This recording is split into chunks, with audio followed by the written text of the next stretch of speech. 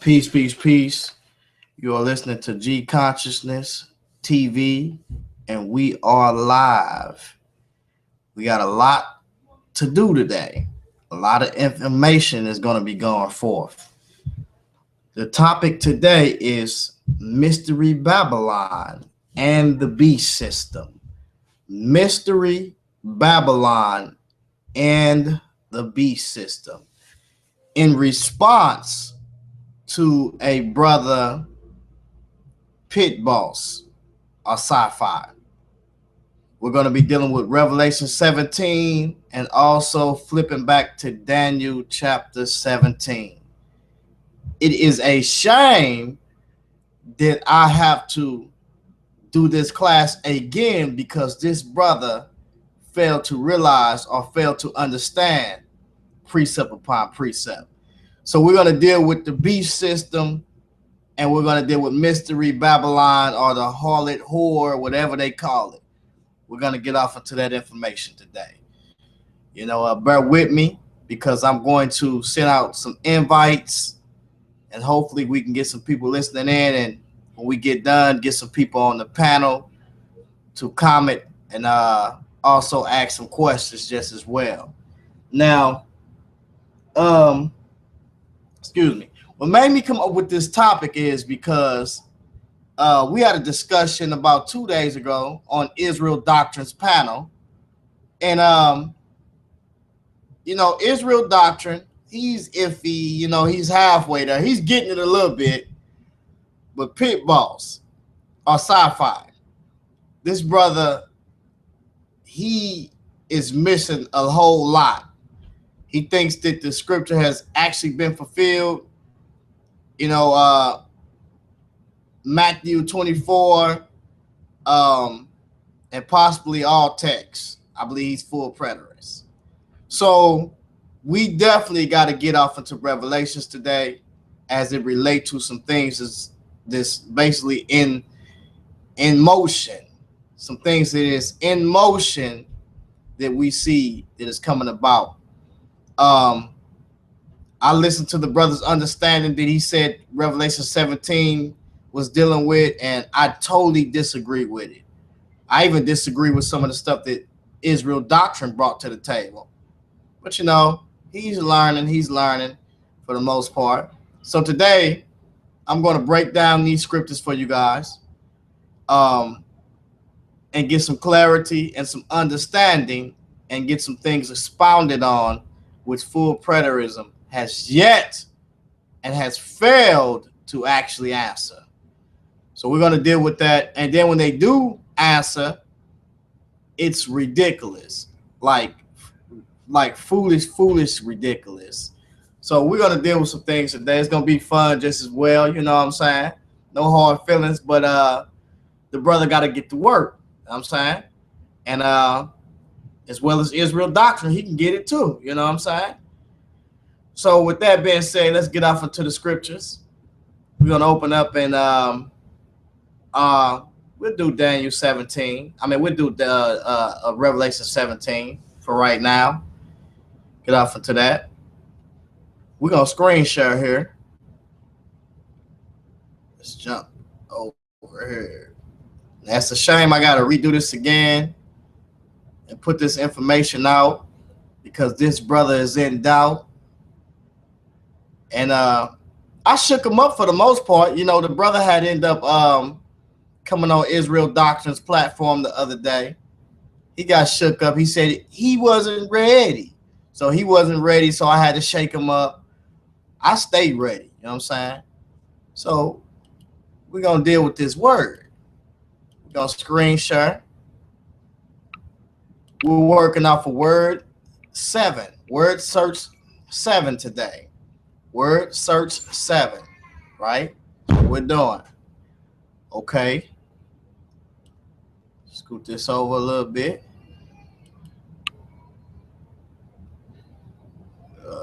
Jump to Revelations. It's finna get real good in here. Real good.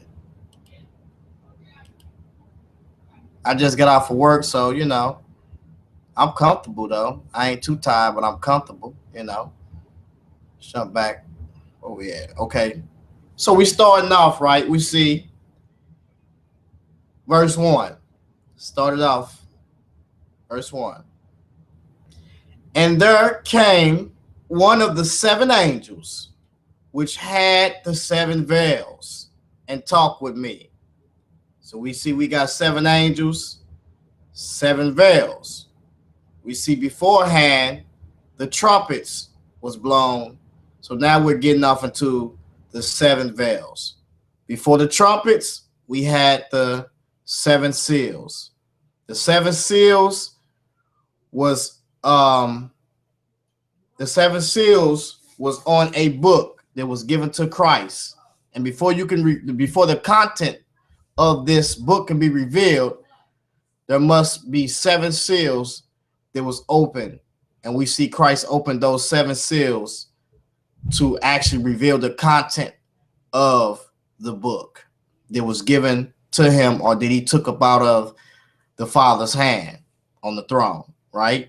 So we see that. Then we get to the seven trumpets. So then we get to now Revelation 17, reading verse 1, the seven angels and the seven vials, basically getting ready to pour their vials or veils, basically. So we must realize is this is the book of Revelation has some chronological order to it. We see some things that are in order. We see some things, some events that happen up under each seal, events that happen up under each trumpet, and events also that happen up under each vial or veils. It says, and talk with me, saying unto me, come hither, I will show unto thee the judgment of the great whore that sitteth upon many waters. So we see that the angel is for to instruct to John who is this whore or great whore, or the judgment of this great whore that sitteth upon many waters. This waters here can be symbolic for many people, basically, with whom the kings of the earth have committed fornication. In other words, the kings of the earth have gotten intimate with this whore, basically. So we see that this is figurative speech, and this is symbolic. And the inhabitants of the earth have been made drunk with the wine of her fornication. So we see off the flip, the inhabitants of the earth and the kings have been made drunk with the wine of her fornication. In other words, they've been influenced up under the substance abuse of this wine from this whore. And they have gotten intimate with her through wine, through strong drink, and figuratively speaking, right? Verse 3. So he carried me away in the spirit into the wilderness. In other words, we see John is carried away in the spirit unto the wilderness. Understand that. He's carried unto the wilderness. So wherever this harlot is at, she's somewhere in the spirit in the wilderness. So John is carried someplace on the earth in the spirit into the wilderness. And I saw the woman sit upon a scarlet-colored beast, full of names of blasphemy, having 7 heads and 10 horns. So the woman is positioned, or she's seated upon a scarlet-covered beast, having 7 heads and 10 horns. Remember, this is figurative and symbolic, so we're going to break this down. Number 1 is, we see early on that this woman is positioned on this beast with 7 heads and 10 horns. And the angel of the Lord is going to give John the breakdown of this as we read a little bit farther, right? Let's continue on. And the woman was arrayed in purple and scarlet color and decked with gold and precious stones and pearls, having a golden cup in her hand, full of abominations and filthiness of her fornication. In other words, remember, this woman has a golden cup is full of abominations and filthiness of fornications, and the earth is intimate with this woman, the kings of the earth, the inhabitants of the earth, and they are influenced or under the substance of what's in this cup, full of abominations, filthiness of her fornication. And upon her forehead was a name written, Mystery Babylon the Great. Mystery Babylon the Great, the mother of harlots and the abominations of the earth. So we see early on, this whore, this slut is called Mystery Babylon, right? So there is a mystery or something that must be revealed here about Babylon the Great. Now, anybody that know anything about Mystery Babylon or Babylon the Great, we can look back and refer to that in Genesis chapter 10 and also Genesis chapter 11. When we talk about a new world order that was established under Nimrod, who caused the people to rebel when they had one speech and one language, one worldwide religion. And that world religion was a false way, right? And he taught the people to worship contrary to the Most High God, according to Josephus, and he lorded over people because he was a mighty hunter, and the people looked to him to hunt and fortify the cities in those days when the animals were hungry because of desolations, and they attacked the people. And Nimrod became a mighty hero and a mighty hunter before the Lord, right? And his kingdom was Babel, Uruk, Kalnai, Shinai, and other places just as well, right? So we see this early on. So watch this. We can refer to Mystery Babylon also in the book of Isaiah just as well, and in the book of Jeremiah, Babylon, where there is a judgment on Babylon in those days, immediate judgment, and there will also be a future judgment on Babylon when it will be desolate to its entirety, as we see in the book of Isaiah. And I saw the woman drunken with the blood of the saints and with the blood of the martyrs of Jesus. And when I saw her, I wondered with great admiration. Now remember, this woman is drunken with the blood of the martyrs of Jesus, and also all the way back from the times of Mystery Babylon religion. The blood of this woman, the blood of every believer, every saint is on this woman's hands. She's involved with this Mystery Babylon religion, because that's what it is. This woman is seated on a beast system.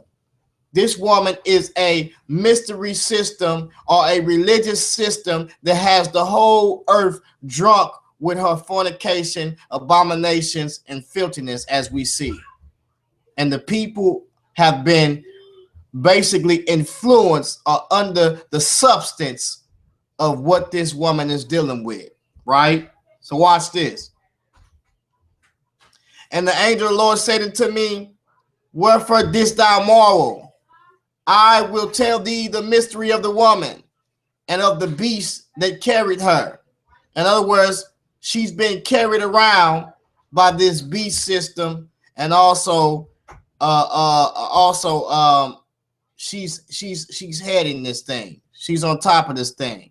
So remember, Mystery Babylon is a religion that rides a system or the beast system. Let's continue on as we piece this thing together. I will tell thee the mystery of the woman and of the beast that carried her, which have 7 heads and 10 horns. Let me stop at 8 real quick. I got people doing all types of stuff.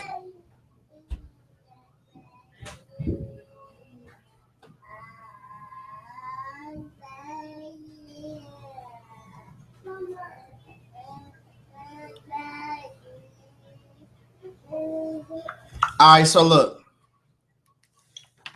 and the beast that thou sawest. Now he's for to give John the understanding of the beast that carrieth the woman. The beast which thou sawest have which have 7 heads and 10 horns. The beast that thou sawest was. In other words, he's telling John, this beast that thou sawest was. Now, this is in John's day, right? So he's telling John this. It was, which in John's day would be past tense. And he says, and is not. He's not present yet. And yet is. And he is to come. So he was here, John. He's not present yet. He is not present yet. And he is yet to come, basically, or yet is, right? And here's the mind which have wisdom.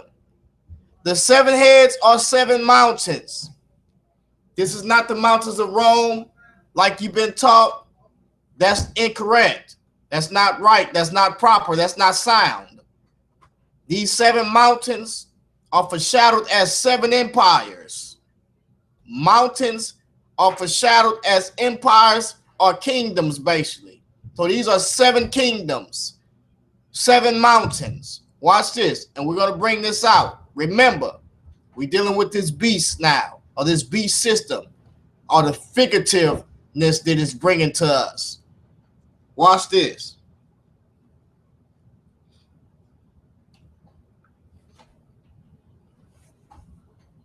Let me grab a couple of scriptures here so we can get to the nitty gritty. Because what Pitt Boss be trying to bring, it's a pity. It's a shame. So I got to go in and pick these brothers' brain, just as well as Israel doctrine. You've been doing this too long not to know what's going on.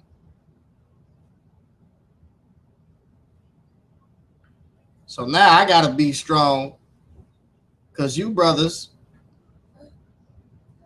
is dead wrong.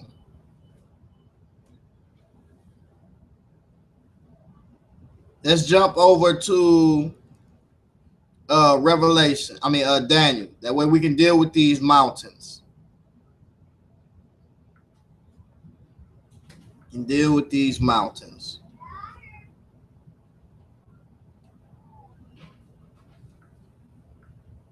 Jump to Daniel chapter 2, I believe.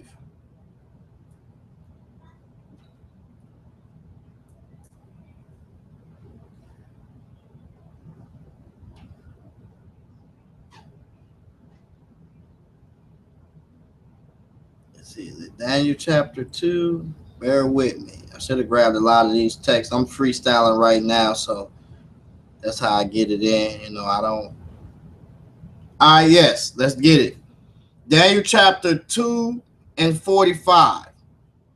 Let's jump up to 44. And in the days of these kings shall the God of heaven set up a kingdom which shall never be destroyed, and the kingdom shall not be left to one other, to other people, but it shall break in pieces and consume all these kingdoms, and it shall stand forever. For as much as thou sawest the stone was cut out of the mountain without hands, and that it break in pieces the iron and the brass and the clay, the silver and the gold, and the great God have made known to the king what shall come to pass hereafter, and the dream is certain, and the interpretation thereof sure. So we see already the term that deals with mountain, but that's not what I'm looking for. I'm looking for one more. One more. Here it is right here. 35. Then was the iron, the clay, the brass, the silver, and the gold broken to pieces together, and became like the chaff of the summer threshing floor, and the wind carried them away, that no place was found for them. And the stone that smote the image became a great mountain. Became a great mountain and filled the whole earth. This mountain, as we see, are mountains are symbolic as empires as we're going to see, and we see here. That's what we're dealing with, because we are actually dealing with empires here.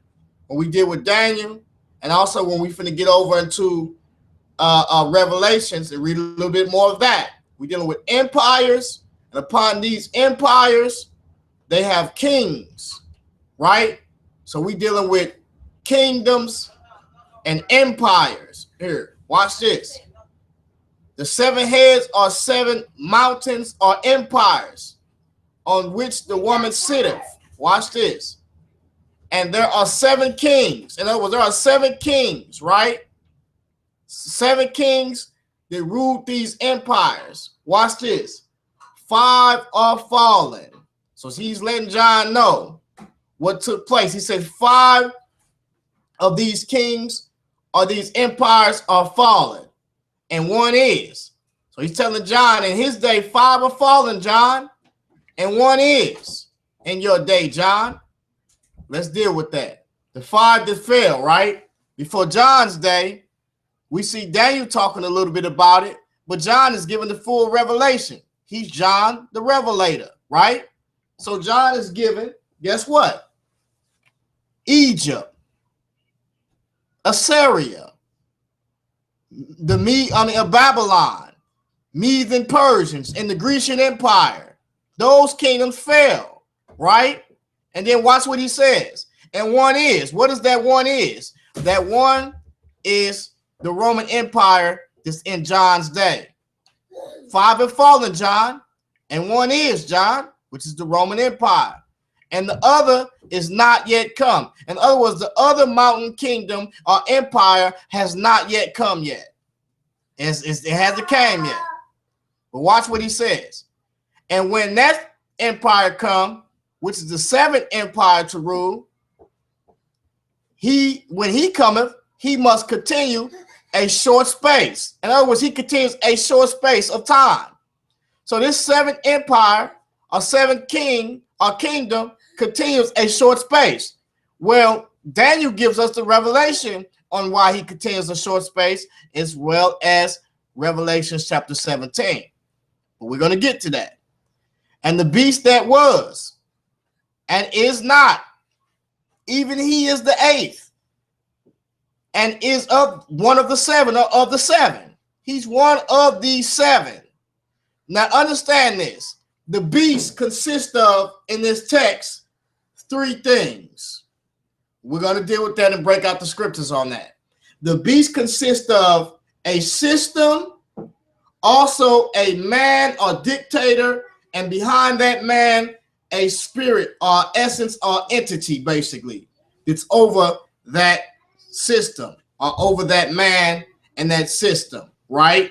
And we're going to prove that. Watch this. This is light work. Let's get the scriptures for that.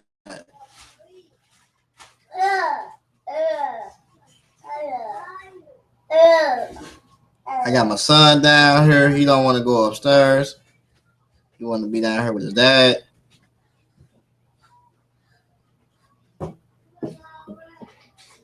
Let's jump to Revelations chapter 11 and 7.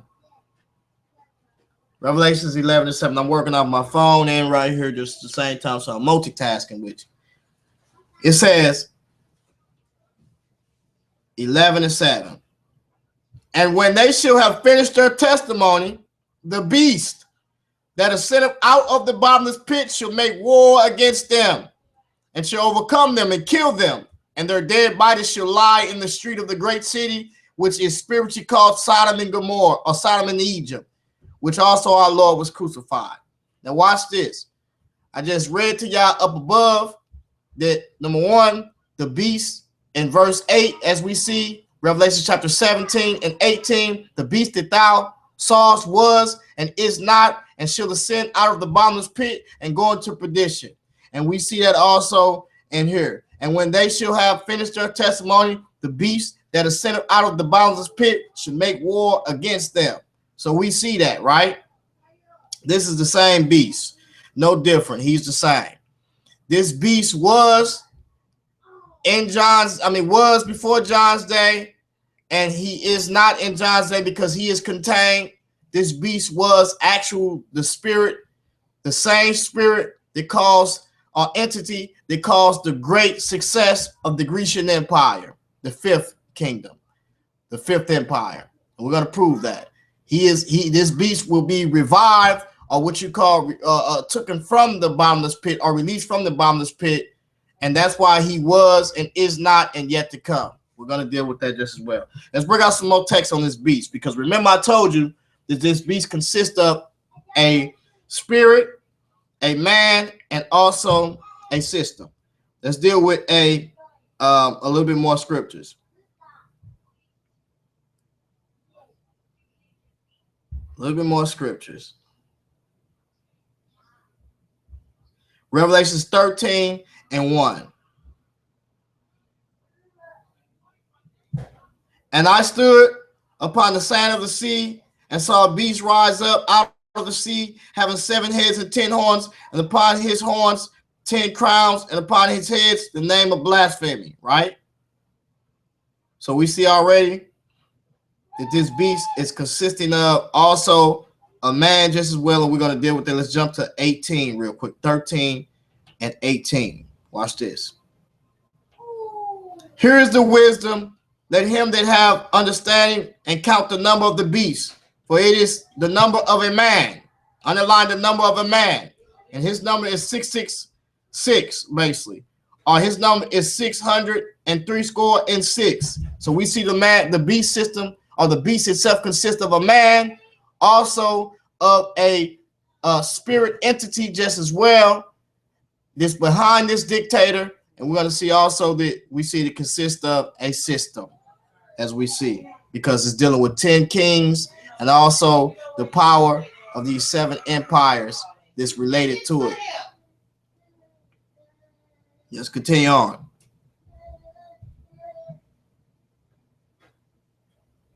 As we read, if we jump to Revelation 13:2, he's likened to a leopard, just as well, which is a symbol of the Grecian Empire. Also, the feet of a bear, which is a symbol of a Medo-Persian Empire. Also, the mouth of the lion, which is a symbol of Babylon, just as well. So we see also that the mixture of this beast, or these empires, are greatly related, and they all are governed and ran by the religion mystery Babylon, which is a religious system and set over a political or beast system. Because remember, the beast system is a system that deals with kings, and also that system deals with location and regions, and those regions are controlled by dictators and political leaders, and they're going to control the economics just as well, as when we read Revelations upon the first seal. The first seal, when we see that famine is taking place. So if famine take place, then guess what? There must be a balance for a measure of wheat, and then artificial food production will take place and play a role because of famine, as we see stuff taking place in motion now. Then we also see that you cannot buy, sell, or trade without this mark of this beast. So it is a political system, also economic system, and it's ran by a religious system, which is called Mystery Babylon. Right? So we just read that the beast itself consists of a man, a spirit, and this behind the man, and also a system. We see that. And we see that also, we're going to read that this beast was, when we read that it sends out of the bottomless pit, is because it's dealing with the spirituality of this entity that will be released to cause havoc and to stir up and dictators, and also to establish a system using Mystery Babylon religion. Let's continue on. So we have proved that the 7 heads are 7 mountains, right? Which deals with empires on which the woman sitteth, basically, right? And we said 5 are fallen. We dealt with that. One is which is Rome, and the other is not yet come. And when he comes, he must continue a short space of time. Let's deal with that real quick. Let's jump over to Daniel chapter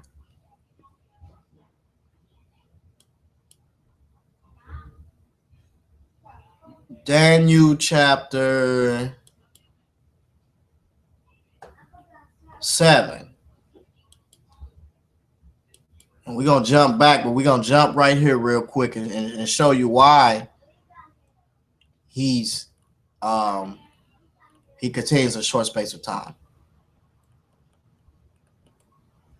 Remember, why the seventh kingdom continue a short space of time? Due to the fact of the eighth kingdom rising up and uprooting the seventh kingdom, controlling the seventh kingdom to establish his eighth kingdom, or eighth empire to rule Israel in this world. Let's jump. Let's see.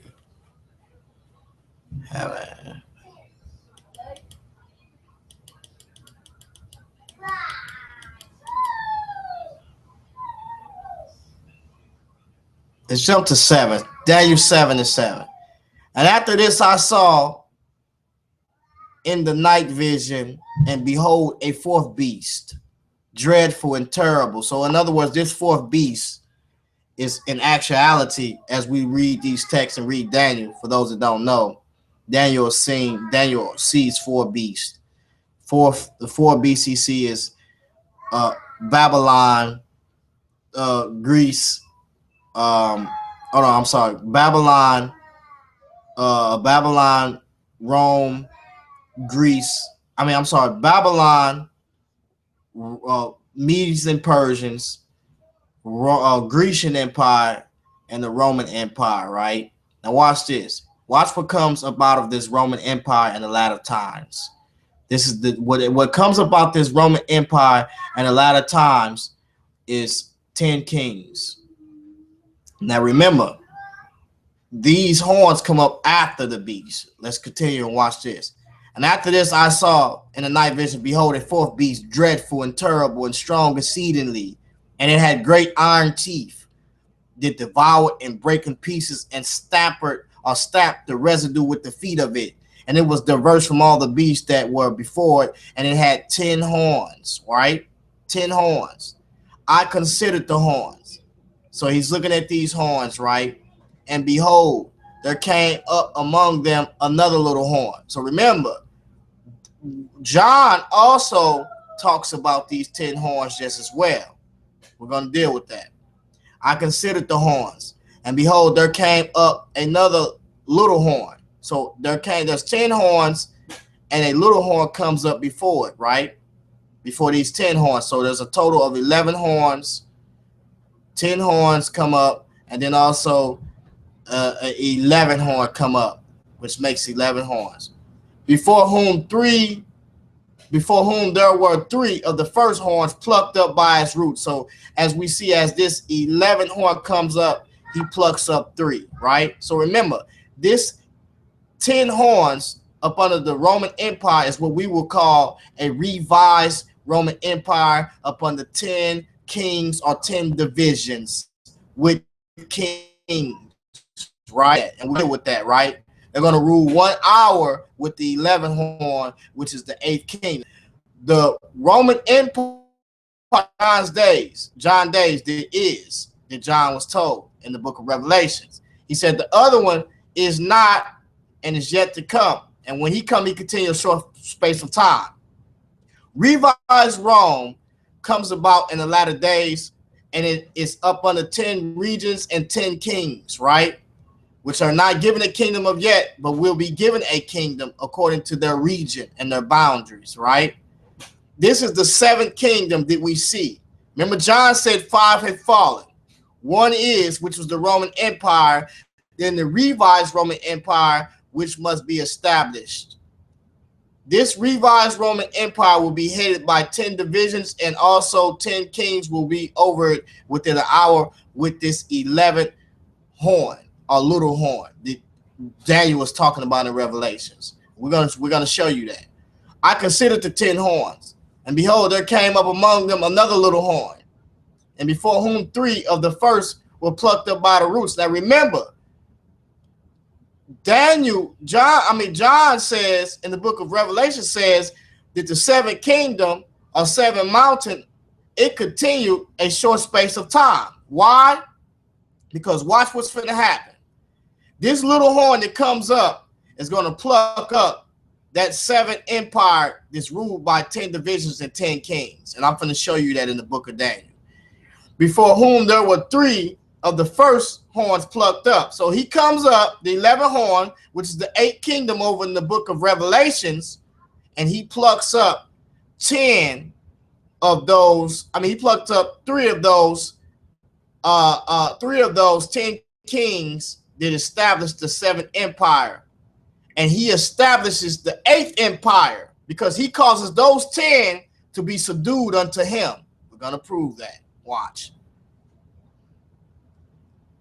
Before whom the 3 of the first horns plucked up by the roots, and behold, and in his horn was like the eyes of man, and a mouth speaking great things. This is the little horn, which is the Antichrist, right? As we see, who is also has a spirit behind him, which is a dictator, and that dictator also, who has a spirit behind him who dictates the Antichrist. He is the power behind the Antichrist, and he is one who was here before. They ruled over the Grecian Empire that was bound, and now he has been let loose or revived. And now that wound, how he was wounded, that spirit that was wounded in the latter days up under the Grecian Empire, is now back full in effect. And now he is the entity that is backing the 8th empire. He's backing the 8th empire, and he is giving the dictator counsel, which is the entity giving the Antichrist the counsel and the beast system that he is over. Let's continue on. I beheld till the thrones was cast down, and the Ancient of Days did sit, whose garment was white as snow, and the hair of his head was like the pure wool. His throne was like the fiery flame, and his wheels as burning fire. A fiery stream issued and came forth from before him. Thousands minister unto him, and 10,000 stood before him. The judgment was set, and the books were opened. In other words, the Ancient of Days was set down. John seen, and also Daniel seen, also Peter seen this great judgment day. They seen this day, and they seen the Most High, and they seen also the Son of Man brought before the Most High, and he was given the judgment to judge because he is the Word of God, right? This is what they seen. I beheld then, because of the voice of the great words which the horn spake. The horn was speaking during this time, and during the time I beheld even till the beast was slain. This beast will be slain, and his body destroyed and given to the burning flame, as we see in the book of Revelations just as well. As concerning the rest of the beasts, they had their dominion taken away, yet their lives was prolonged for a season and a time.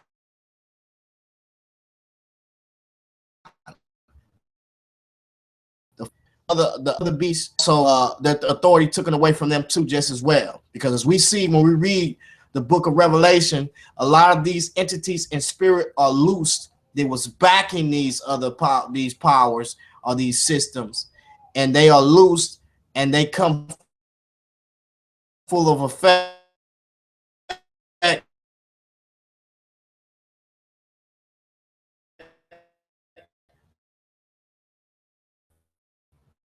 and to uh and they will be dealt with.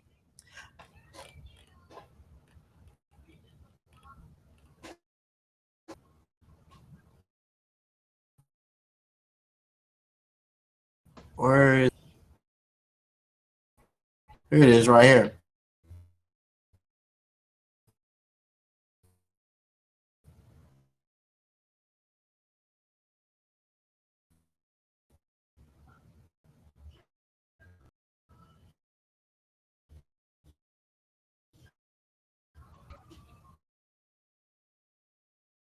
and the visions of my head troubled me. Let's see something real quick.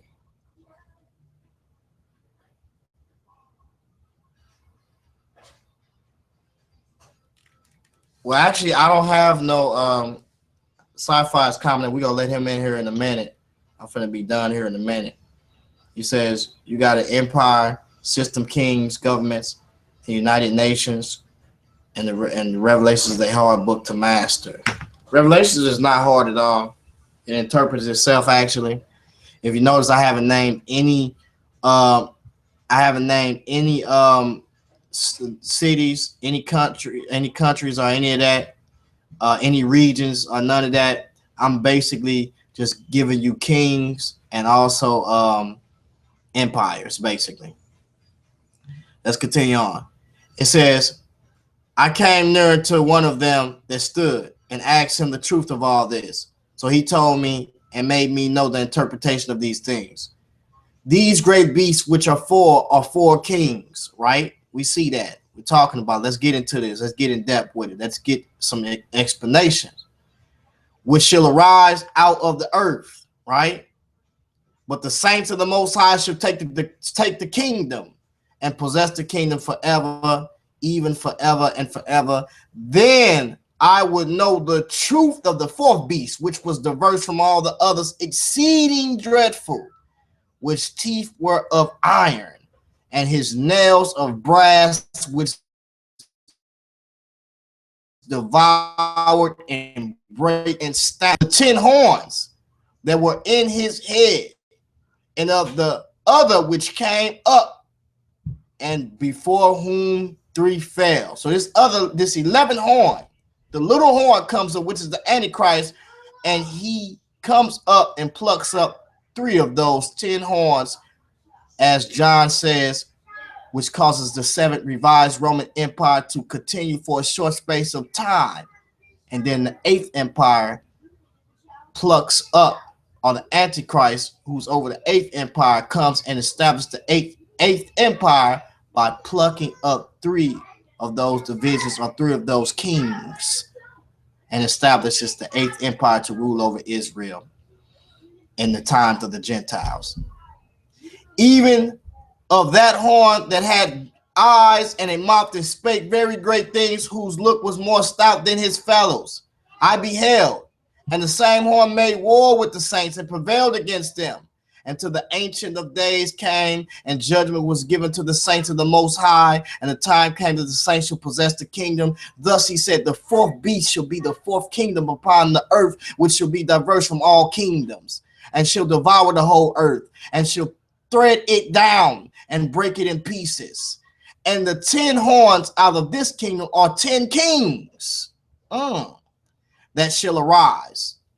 In other words, understand this. Once again, I told you, the 10 kings shall arise up out of this 4th kingdom, the Roman Empire, in the latter days, right? And another shall arise after them, right? Which is the 11th horn. And watch what he does. The 11th horn establishes the 8th kingdom, or the 8th empire. And he shall be diverse from the first, and shall subdue 3 kings. He subdues those 3 kings of the 10 kingdoms, or the 7th revised Roman Empire of those divisions. He subdues those 3, and he established the 8th empire to rule over in Revelations chapter 17. And he shall speak great words against the Most High, and shall wear out the saints of the Most High, and think to change times and laws, and they shall be given into his hand until the times and dividing of times. As we know, we see 3.5 years basically. He comes in peacefully, according to Daniel chapter 8 and Daniel chapter 9. Comes in with peace and flatteries, just as the king, or the Grecian king, Antiochus Epiphanes, comes in just as him, or Antiochus. He comes in just as him. That's why they are both talking about immediate judgments and also futuristic judgments, because the spirit that's behind these two kings or these dictators is the same spirit that we see that will be loose in the latter times, which is that Grecian spirit, loose from the bottomless pit. And he would be over that dictator as he was over Antiochus and caused the Grecian Empire to rule as Alexander and them went forth and conquered. Let's jump back over to Revelations and bring something out real quick. And like I say, this is just off the top of the head. I don't really have no notes with this. I'm just off the top of the head with it. You know, that's how we do it. You know, we're gonna start getting some notes together and working out a lot of stuff, but right now we ain't got time for it. We just gonna screen share and bring out what we can. Let's jump back to 7 so we can picture this thing and bring it out now. And the angel said unto me, wherefore didst thou marvel? I will tell thee the mystery of the woman and of the beast that carried her, which is the 7 heads and 10 horns. Remember, the beast is a religious system. And the religious system is over a beast system or a political and economic system. Remember, the beast consists of 3 things: a man, which is a dictator, a spirit that's behind this dictator, and also a system where the spirit is the power behind the man and the system. And the religion is over them both because they're using the mystery Babylon religion, which was established by Nimrod, which was a new world order that predates and also goes back to, and ye shall be as gods, knowing good and evil. Ye shall not surely die.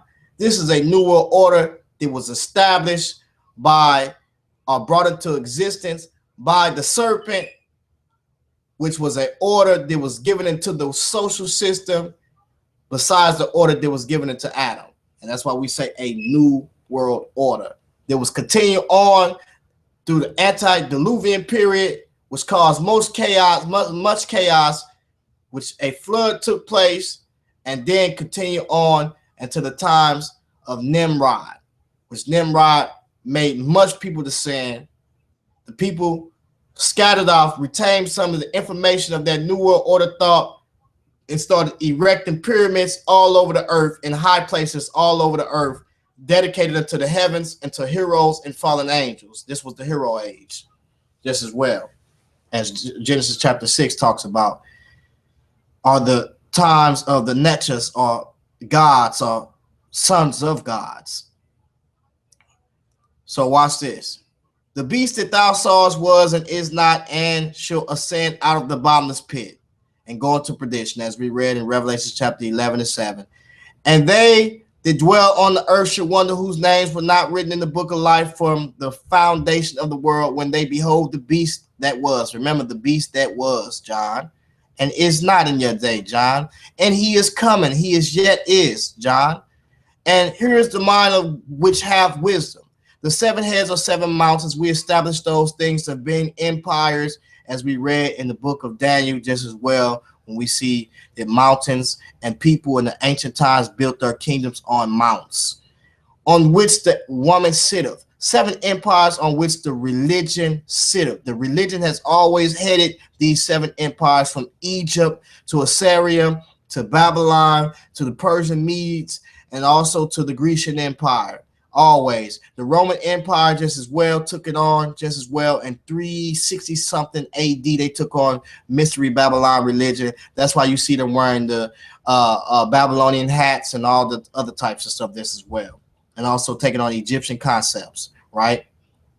We see the ties that come into Egypt between Norma, the political system that he established with Mesopotamia, and the Babylonian religion just as well, offhand, just as well too. We see that.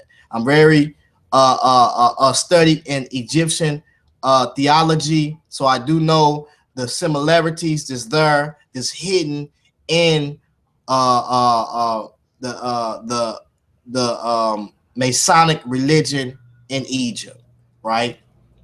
And it says, and there are 7 kings, 5 are fallen, So John has said 5 are fallen, John, and one is. John, one is the Roman Empire in your day, and the other is not yet come, which is the 7th revised Roman Empire. This up under 10 kings and 10 divisions in these regions. And when he cometh, which is the 7th kingdom or 7th empire, he must continue a short space of time. We showed you why he continues a short space of time. According to the book of Daniel, chapter 7, we see that the 8th kingdom has to come. And the beast that was and is not, we explained the beast that was and is not, what it consists of. Even he is the 8th. In other words, he is the 8th kingdom. We see that he is the 11th horn, the Antichrist. He comes up, he plucks up 3 of those kings that's in the revised Roman Empire, and he established the 8th kingdom or 8th empire to rule, and is of the 7. In other words, this he is of the 7. He is one of the 7. In other words, remember, he is the spirit of the Grecian Empire, because the beast consists of a spirit, and he is one of the 7, right? And what that means is, what it's saying is, he is not the 7, but he is one of the 7 kings, which is that spirit or that entity that is going to be revived or released from the bottomless pit, which is the Grecian king. And we can prove that when you did with Daniel chapter 9 just as well, because as we see that out of the little horn comes out of 4 divisions or 4 regions, and those 4 regions or 4 divisions is the ones he's going to pluck up and become the ruler in that area. And we know also that when Alexander the Great died, he left certain regions unto his generals. Those regions is where this 8th kingdom is going to come up. This 8th king is going to come up, which is the Grecian spirit that's going to be revived. And also this man and this dictator, he's going to rule in that region first, and then he's going to take over the rest of those 7 revised Roman Empire kingdom. Watch this. And go up into perdition. It says, even he is the 8th, and is of the 7, and go up into perdition. As we seen that king or that spirit entity in that Revelation chapter 11 and 7 is that spirit that's released from the bottomless pit. It goes into perdition, as well as this spirit as well. And the 10 horns which thou sawest are 10 kings. As we see, these are 10 kings. We seen in the book of Daniel that these 10 kings rise up, and once they rise up from the Roman Empire, revised Roman Empire, then the 11th horn comes up behind them, which is here in Revelations is the 8th kingdom or the little horn or the Antichrist, which he received no kingdom, which received no kingdom of yet. They received no kingdom as yet. These rulers are synonymous. Pitt Boss will try to tell you that these were kings that ruled back in 70 AD or before 70 AD. No, that's not so, Pitt Boss. Sorry. You thought you had a friend, but you didn't. Sorry. We can still be friends. We still are buddies, but for the most part, you're dead wrong. I'm sorry. Which have received no kingdom as yet. It says these kings received no kingdom as yet, so we know that John is saying that these things are going to come to pass. But receive power as kings 1 hour with the beast. Remember, in the book of Revelations, as we read farther along in 18 and 19 and 20, this beast receives this power. He goes forth to conquer, as we see in Revelation chapter 6 and 1 of the opening of the seals. We see that he goes forth to conquer, and he conquers, and he's given a kingdom. And this kingdom he's given is for actually 1 hour. And while he's given this 1 hour, then the 10 kings are given this power with him to rule their divisions as well. These have one mind. They got one mind. They're linked up, one goal, and should give their power and strength to the beast. Why? Because as we see in Daniel, he's going to take that from them. He takes that. So the rest, once he takes and plucks up 3 out of the 10, the 7 give their power unto him. He takes 3, and the 7 come with it. These shall make war with the Lamb, as the book of Daniel said just as well too. And the Lamb shall overcome them, for he is the Lord of lords and King of kings. He's the Lord of lords and kings of all these empires. And they that are with him are called and chosen and faithful, as we see in the book of Daniel just as well too. And he said unto me, the waters which thou sawest where the horse sitteth are peoples. Remember, I told you there was peoples at the top. When we read in Revelation chapter 17, when it says the woman is seated. Matter of fact, let's jump up because I don't want to get it twisted. It says, and the woman, it says, and there came of, it says, and there came one of the seven angels which have seven veils, and talked with me, saying, come unto me, come hither. I will show unto thee the judgment of the great whore that sitteth upon many waters. So we see right here, he's giving us an interpretation, and he breaks down the waters right here. Let's jump back down. Jump back down.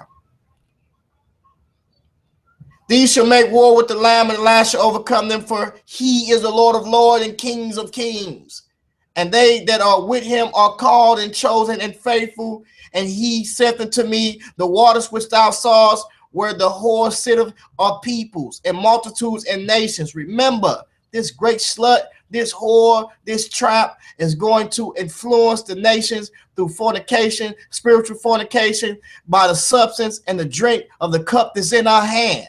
She's going to influence them, and she'll eat. And the horns which thou sawest upon the beast, these shall hate the whore. In other words, they're going to get rid of this religion and also this city. Watch this. The kings are going to get rid of this Babylonian city, because remember, this whore is over a city just as well. And we're going to prove that when we read Revelation 18, but we're not going to do that today because I'm already tired. I just got off of work. We started at 9, and we're supposed to end at 10. Well, let's continue on. And the 10 horns which thou sawest upon the beast, these shall hate the whore, and shall make her desolate and naked, and shall eat her flesh and burn her with fire. So in other words, this whore is over a system, and this whore also has a literal city that she's based out of. We're going to see that in the future dealings. And the 10 horns which thou sawest upon the beast, these shall hate the whore, and shall make war and make her desolate, and shall eat her flesh and burn her with fire. But God hath put it in their hearts to fulfill his will, and to agree and give their kingdoms unto the beast, and to the words of God shall be fulfilled. So we see that. And the woman which thou sawest is that great city, which reigneth over the kings of the earth. Kings of the earth. Hold on, let me jump down. It was reigning over the kings of the earth. So as we see, we just broke down Revelations and 17, and we did it in an hour. So therefore, we didn't get too detailed, but we can really get detailed. If there's any questions or anything that you want to ask, now is the time, because we're finna open up this panel and we finna get it in.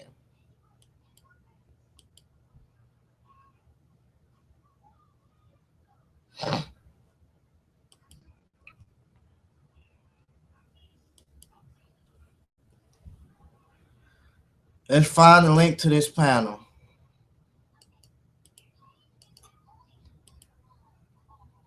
Pitt Boss better get William Bell in here, or Don Preston or somebody, because he ain't strong enough.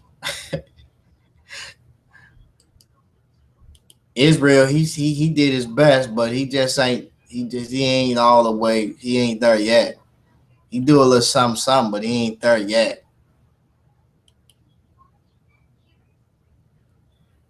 Jump over here real quick and let's get it started in here. Let's get it started.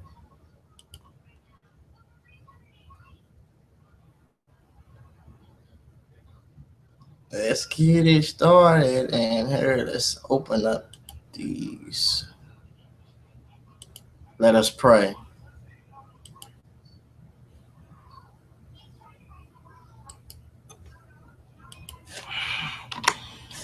Let's see what Israel doctrine at. If he in here, he gonna get slayed right along with Pitt Boss. If he come any kind of other way. Any kind of other way. I'm gonna post this also in the. Let's post this also somewhere else. Also, I'm posting this also on the link on the homepage. I'm adding a comment. Who is this? Somebody else then. Hold on for a minute. Oh man. somebody else then, who is this then put their little stuff up. I'm gonna put this in the link. I'm already getting people that Alvin then share some stuff publicly just as well. So Alvin can come in here and get this work just as well. Since he wanna try to come full effect, he can get wrecked. Alvin. Let's do it the right way. All right, so the link is in here, and then let me post the other link right here. The link is in the add comment section. So it's in there. So if you want to come in, you can actually do so.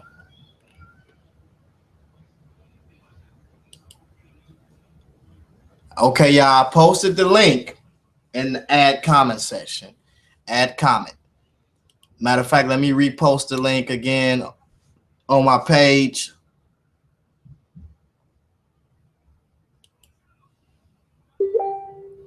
Oh, he said that's not the link. Oh, you know what? That's not the link. I'm sorry, yo. He right. He right. I gotta do something different. I do something different. He right. He's right. I'm sorry, you guys. Let me get this straight. Let me get this straight.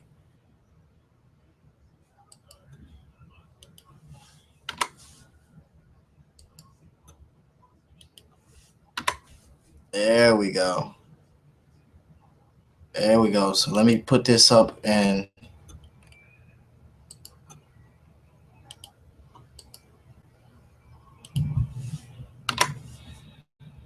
I'm pretty sure Pitt Boss had enough time to call William Bell before you get on here and get some type of help going on. Cause this ain't gonna be too good for him. He come in. Who in here? That's me, man. Pitt Boss, what's happening, Destructor. The G conscious Terminator. You know it. You know it. That was rough. All right, so he was going in. Oh man, I gotta do what I gotta do, you know. Hey, I got anybody that's out there listening, and I see I have the link in here. I want to see if Israel Doctrine gonna come through because what time is it? He probably laid down sleep. He's scared. It's probably better because this is such a detailed situation that it's a clearer conversation if the least people talking. Because we all got different views. No type of control. You said what? Israel Doctrine has no type of control over this panel. If he get out of hand, put out of there. I'm not saying that. I'm saying it's your complaint was my perspective of what you just read against what you think it is. If we add Israel on it, now we got to go with his because he got one different than yours. Yeah, yeah, you know. I mean, I'm not here to chop it up, you know, and say, hey, you wrong. I'm just here to clarify some questions and what you don't think.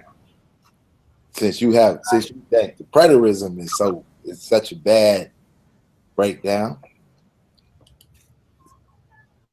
You know, mine could be research. That's cool. That's cool. So you said. Yes, sir. You say I need some help from William Bell.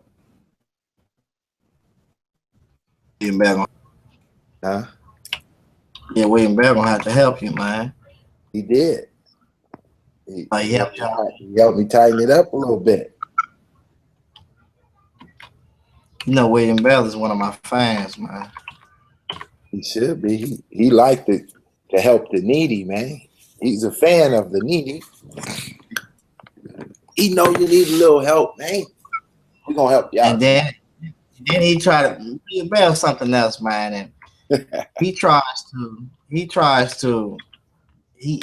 listens to me and then he critiques his information. Like y'all do that. Because you know it has the preterist, it has a lot of holes in it.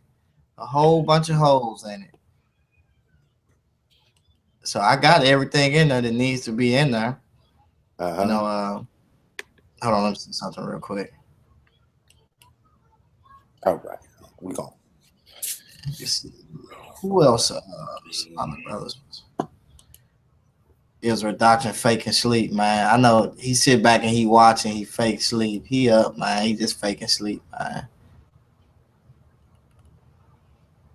Who is this? All right, my mouse ain't moving. I'm your only fan today, man. I'm your only viewer. Uh, you, you had to come and you had to. What's about you? Your name is in it. Name in it. All right. All right, so go ahead, brother Sci-Fi man, Pitt Boss man. Let the people know what's going on, man. According to Revelation chapter 17, I'm gonna mute my mic. No. Stay on there with me because I have some questions. I'm not gonna like. I want to ask some things and clarify because they just heard you go through your breakdown, right? Mm-hmm. And one of the things that happen when you breaking down, like when you going from Daniel to Revelations, or you might go wherever else. One thing you hear a lot is this king, this empire, this time, this but the you hear all these things jumbled in, and it gets confusing. Period. Like even if you telling the truth, the person following along is still getting confused because you moving from modern time, because you say it's some of it is in the future, right? Mm-hmm. So what I'm gonna do is when I get in there, I need to know at what point in time, and we're gonna be in Revelation 17 where you was at. I need to know what verse do we go into the future. Okay. You see what I'm saying? Because you already know my premise. Everything happened in the first century. Everything was fulfilled by 70 AD. So therefore, the way I gotta put it in context, whatever I'm reading, I would have to be able to establish that prior to the revelation being given by John, correct? Mm-hmm. That's what I would have to do, right? You And know it. huh? You know it. Okay. So now, so you got your revelations open? Yeah. Let me grab it. 17? Yep. Okay. So you was over there at Yeah, I'm at 17. okay, so I'm gonna go to verse 9 where you was focusing on the seven mountains, right? Okay. Now, real quick, it says, and here is the mind which has wisdom. 7 heads are 7 mountains on which the woman sitteth. Okay, so can we agree to who this woman is? Yeah. Who you say it is? Um, Mystery Babylon, religious harlot, whore. And who that's it? That's your final, that's the full of the breakdown? Yeah, it's a Okay. it's a So religious I'm gonna system. say that the mystery Babylon, I agree with you, it's a mystery Babylon that's being identified in the Bible as the city of Jerusalem. You agree to that? I disagree with that. Okay. Now let me tell you why I say that it's the city of Babylon, right? Because when Jesus was walking around preaching, he told the Jews was the ones that persecuted Jesus, right? Um, I give you a second to get back on your flow. Um, Yeah, I was trying to get my phone charger real quick. Yeah, get my charger out of my book bag real quick. no sweat. Okay, so the Jews persecuted Jesus and called for his death, right? We agreeing to that? Okay, you got to say yeah, because they can't see you like, or that mean they can't quite hear you like I do, or I guess you can't talk for a second. I can't hear you. I was having a problem with my mouse, but yeah, Okay, yeah, I agree. I agree. They definitely what you call.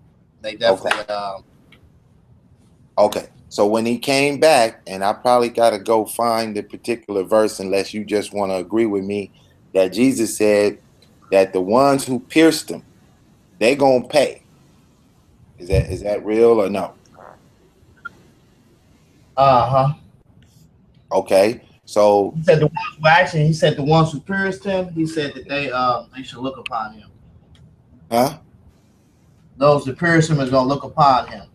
Right. So you know, is that a symbolic pierce, and we all looking upon him, or is he talking about a specific group? I Um, mean, does it has anything to do with the people living at the time of Jesus when he made those words? yeah. Okay, so therefore that fits in my paradigm in the aspect that when Jesus returned, he gonna destroy them, the ones that pierced him. You Yeah. understand? Now those are the Jews that don't believe in Jesus. Mm-hmm. Today we call them the Old Testament Hebrews, Uh-huh. right? Ain't that what we Mm-hmm. call them? Uh-huh. They the ones who say New Testament is garbage, so they don't even consider it, right? Yeah. Yeah. Basically, not per se those, but you know, I see what you're getting at though. Not per se, because you got to realize, remember, Daniel sees the great white throne judgment. So those when the great white throne judgment take place, everybody that was at that time dealing with Christ, and also did in the Old Testament, in the Bible, everyone who dies come to this event of the great white throne judgment. Right? We see that, and the scriptures talk about that. So those who pierced him, they're gonna see Christ coming as Daniel seen him coming before the Ancient of Days, whom they pierced. And they're gonna know that he rules and he reigns and he is judge, and they're gonna have to bow to him.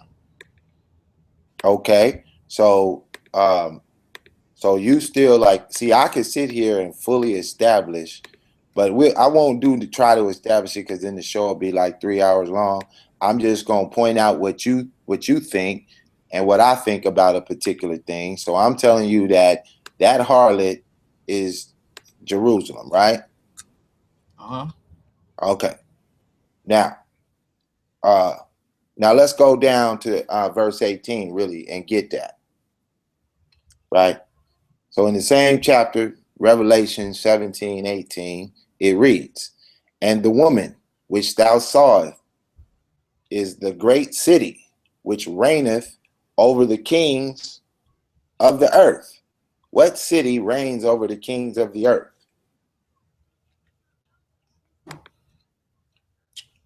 It depends what reign to take place at that time, because remember, the eighth kingdom come in place. When the eighth kingdom come in place, it's going to be the one where that city is going to be, and that system is going to be, and the harlot and the religious system is going to be seated at. Yeah, but Zechariah what I'm chapter saying to 5 you, explains. but what I'm saying to you is this particular harlot that's riding this beast is a great city. Whatever one it is, it just lets you know it's a great city, right? Yeah, yes, the religious So system had a. the woman is a city according to the book. Let me say. You say the Roman is a what? I mean, the woman is a what? According to the book, the woman which thou sawest is that great city which reign Yeah, over the the woman. kings of the earth. Yeah, the woman is a city, but it is also a religious system just as well. Now Because that's if what you the look at book it, say though, that you got to get the let's book. look at it. Let's Hmm? look at it though. Let's look at what it Okay. says. It says Mystery Babylon, the great mother of harlots and abomination. That term Mystery Babylon deals Where with you at? a Where are you at? verse 5, Okay. 17 and 5. Okay. That term Mystery Babylon deals with a mystery system. Okay, but check it out. The book is interpreting it who she is in 18. Yeah, because that woman her capital, it has a city. Okay, so I'll give it to you that it's also a system, like a government system in that city. I give you that because every city has some sort of system and government that makes it a city, right? So I give you that. that it has a mystery system involved or whatever you want to call it. And we know that because look, it says they're drunken with her with the abominations and fornications. So we know already that this is a religious system, and this religious system has a state. Go ahead. Yeah, so that religious system is those Jews that did not follow Jesus. He said he was going to come back and destroy them. I disagree with that. You need to get that out the Bible. Let's go to Matthew 24. Oh, yeah, you can go there. Okay. We know already he's going to destroy them, but I disagree with what you're saying from that aspect because I'm going to establish that what he's telling them he's going to do. Historical Mystery Babylon is not what you're saying it is. Huh?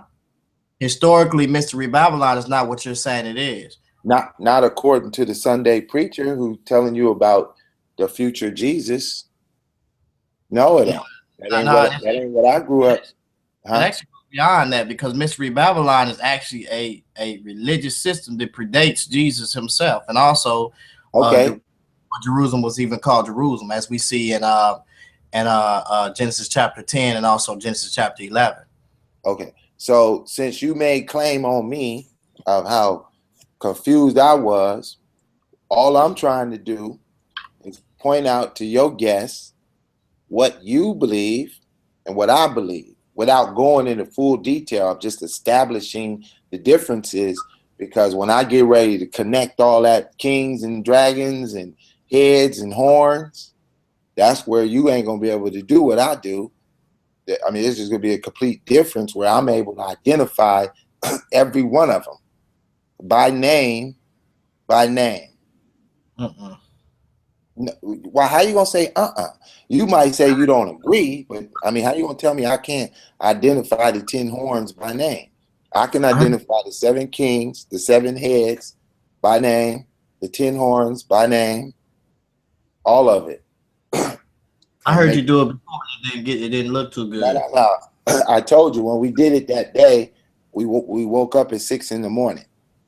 I wasn't fully ready to get to it, and I wasn't far off, but I had to go back and tighten up my script and go back over that information. Even if I don't talk about this for another 2 years and then I just try to come off the cuff, I may jumble it up again if I don't go and make sure I cover my stuff and get it fresh on my mind, because it's a lot you have to explain.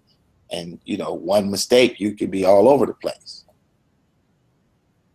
But right now, let me ask you this quick question because I know I seen your layout on how you said something about these different kings, and you read the list off like it was super accurate or something. But let me show you something real quick because I asked you about this and I don't know how you responded to this. Okay. All right, so watch what it says. It Where says you at? I'm in Revelation 17. Okay. And 8, right. Watch what it says. It says, these shall make war with the Lamb. Hold on. 12. Let's jump to 12. Okay. It says, and the 10 horns which thou sawest are 10 kings, which have received no kingdom as yet. So we see in John's day, John is told that these kings have received no kingdoms as yet. Would you agree to that? All right. Yes. Okay. That's cool.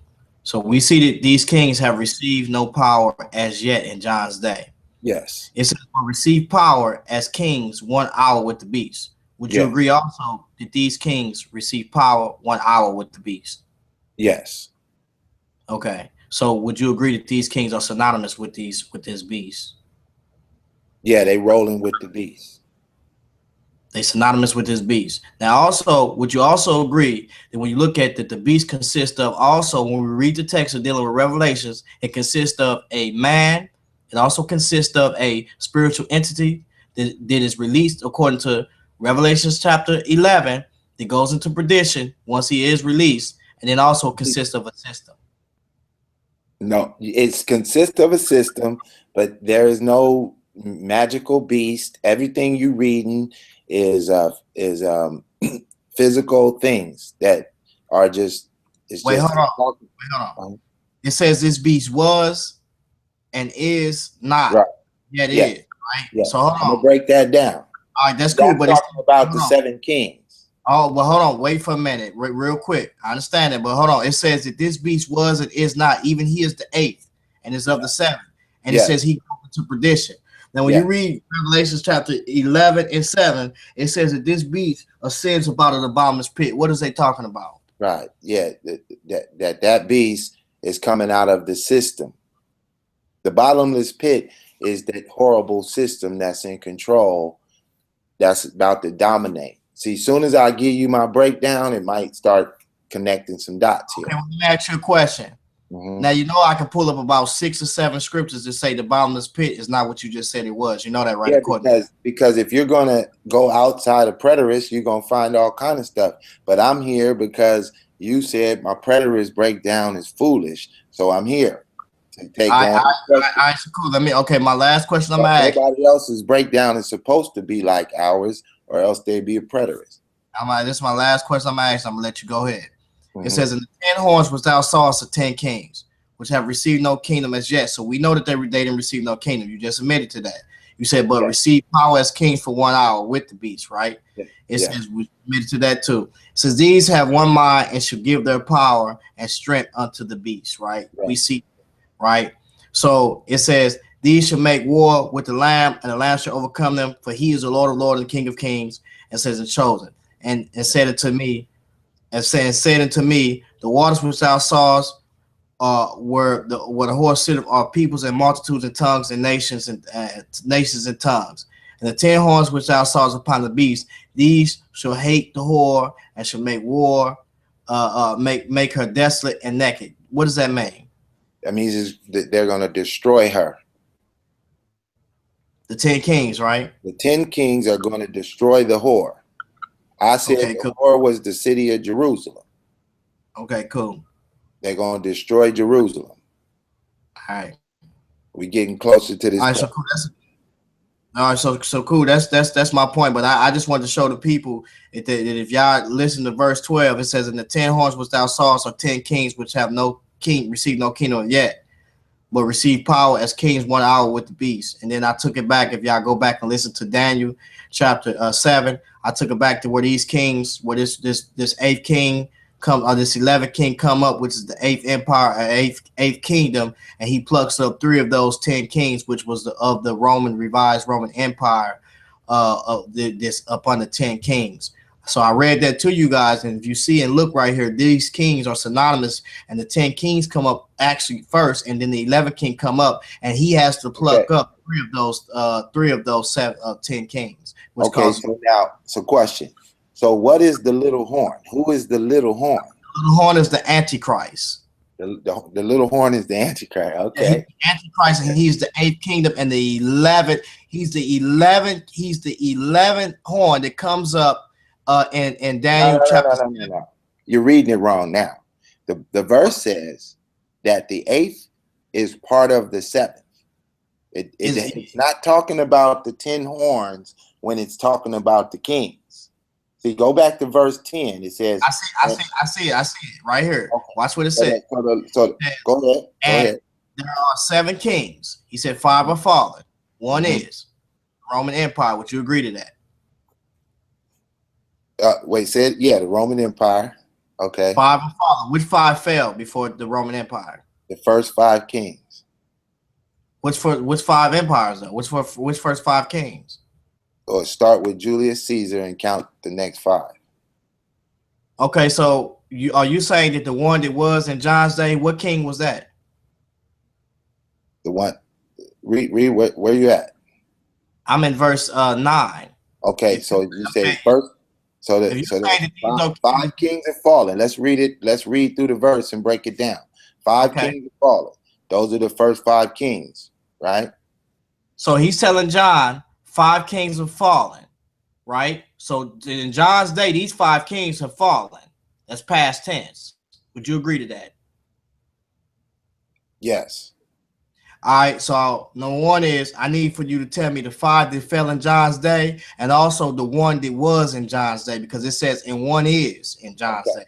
So the 5 kings that have fallen are the 5 emperors that had already come and gone. and then the one that is in power at that time. What That's emperor? that's Nero. You said that was Nero, right? Yeah. So Nero was in power at the time of John. Yeah. Are you sure of that? Now, understand that this is a prophecy that must shortly come to pass. No, he's saying one is now. Listen to me. Revelations is the revealing of the end, right? So when he's getting the revelation, he's in his dream and he's being told what is about to happen. Now, if you go to Revelations 1:1, it will tell you that John is in a dream and what is being revealed must shortly come to pass. I'm going to have you explain to me how long is shortly when we go there. We don't have to go there right now, but I'm just pointing that out. That's fine, but once again, I'm a break. As you see, it said five are fallen. You okay, so the five, right? So, yeah. So the one that is Nero, right? He's the sixth king. This is on Roman kings list. All you got to do is go to Wikipedia and type in the Roman kings list, and you could see the kings. Right? This is recorded by the Romans. They took great detail in recording their history, just like America takes great detail in recording their history. So now we got the seventh one, right? So at this time, you got Vespucian, who is about to go and attack the city of Jerusalem, the whore. He starts to attack it in 66 AD. The attack is going to last 3.5 years. So the first stage is they just starved them out. They went and set up camp outside of Jerusalem and cut the food off because it was like millions of Jews up in there. And they knew that the Jews had to go there for their feast days, right? Today, the Hebrew Israelites, they all keep the feast days. Same thing they did back then. So they all descended upon Jerusalem for their feast days. That's when Vespucian shows up, cuts off the food. Now they trapped inside the city. Now they sit out there for a couple of years, and most of them die of starvation, eating their kids and all kind of crazy stuff under the pressure of not having any food source. So while he's out there on the battlefield, Nero dies. Now he has to go back. This is that short span that you see in the next verse or in the next sentence, right? And he must continue a short span or a short space. Now, what verse are we in here? Where was we at? Because I was right here. It says 5 verse 5 have fallen. One is, and the other is not yet come. All right, so it comes. One is narrow, and you said, okay, real quick. You said the one is. Talked about the 5 fallen. You said the one is narrow. Then you says, and the other is not yet come. Who is that? That's Vespucian. He's out on the battlefield. All right, so okay, cool. You says, okay, cool. You says, and when he cometh, he must continue a short space, right? So watch this. And the beast that was, and is not, even he is the 8th. Okay, now I got you. Hold on. I'm gonna show you that. Real quick. Okay. Real quick. I asked you earlier. I asked you earlier, and you just denied this. Is the beast a man? Does the beast consist of a man as well as a religious system and a spirit entity behind this religious system? But does it? I said yes. I said everything is. Okay. I said there is no spiritual ghost. There is nothing that you so the beast consists of a man. You agree with that? It consists of a man.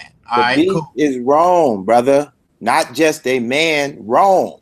Okay, so it's a sister. Okay, so cool. So it says, and the beast that was and is not, even he is the 8th. So it is a man, and you say that it's behind Rome. Is that what you're saying? Yeah, like what we're reading about right here is Rome. That's who John is dealing with.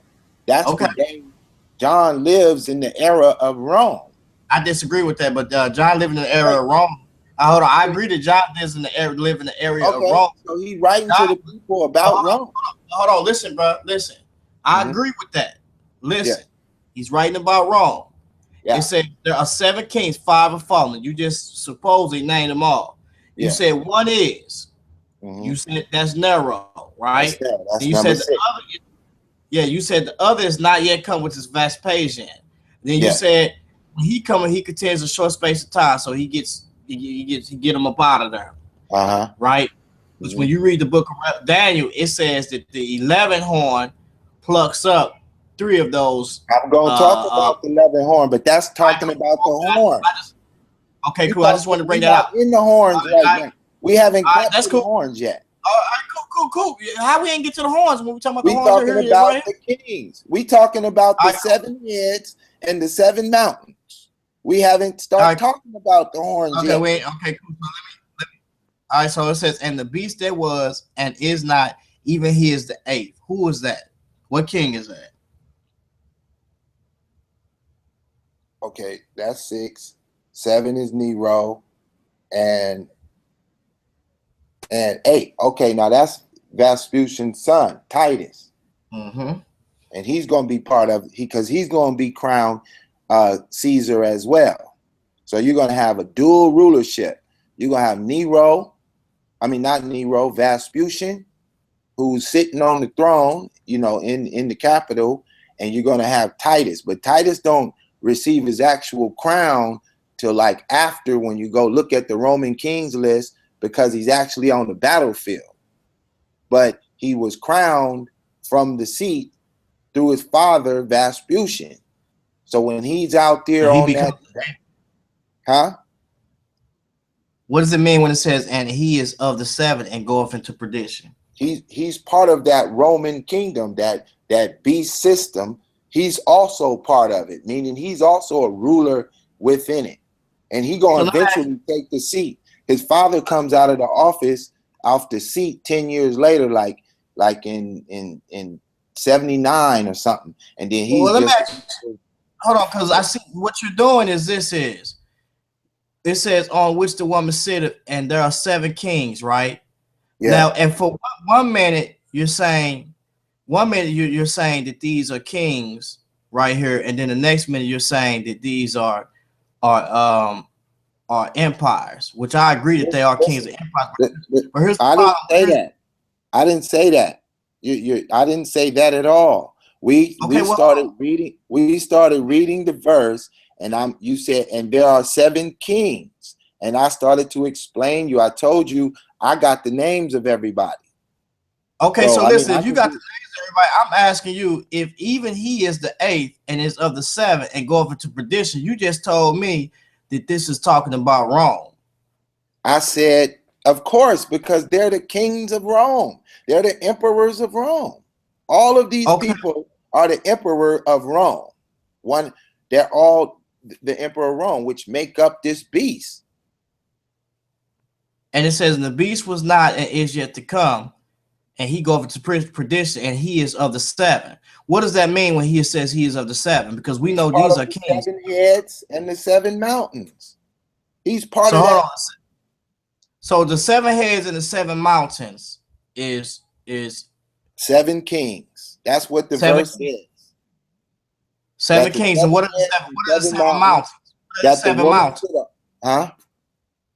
What are the 7 mountains? God, man. Let me just do my breakdown. Listen to what I'm saying, because you keep stopping me every 2 inches. I got to, because I'm trying to figure out what are the 7 mountains. Because right now, you don't get it if you let. Go ahead then. I mean, your audience could be following along, and you're breaking it up. I'm gonna stop every so often so you can ask me another question on the flow. You feel me? All right, cool. I'm gonna sit back. I'm gonna give you 7 minutes. You got 7 minutes, and I ain't gonna say that long, man. It's not even that difficult. It's really not. But in quickness, right? So here's the deal. I can go to Daniel and show. I'm gonna get the 10 horns, the little horn, all of that, right? So you got these 7 heads that sit on the 7 mountains and the 7 kings. Now, this beast of Rome, she's going to have some help, right? Those are going to be the 10 horns. So when you get down here to, and the 10 horns which thou sawest are 10 kings which receive no kingdoms as of yet. That part right there, you still with me, right? You can unmute your mic. I need to ask you a question. Hello? I'm with you, brother. I'm with you. Go ahead. Yeah, I'm just saying I want to. So what I'm trying to tell you right here is the 10 horns in Rome. When you gave the prophecy from Daniel and you said first it was Babylon, right? Then after Babylon, kingdom got took down and the Medes and the Persians took over. Where did the Babylonians go? You said where did the Babylonians go? Yeah, did they just kill everybody or where did they go? Oh, they were taken over by the Medes and Persians, right? They were taken over. Yeah, they were taken over. Now the Medes and the Romans are in power. So where are they? What you mean where they at? Like for instance, we ran up on Afghanistan, or we ran up on servers. They killed all off. They was made to be servitude. They was made to be probably so they still there, but they don't have no power, right? Not unless that king or that empire gave them some type of power. No, I mean they don't have no power. We wrote it. They ruling. The Persians are the kings, so they ruling, right?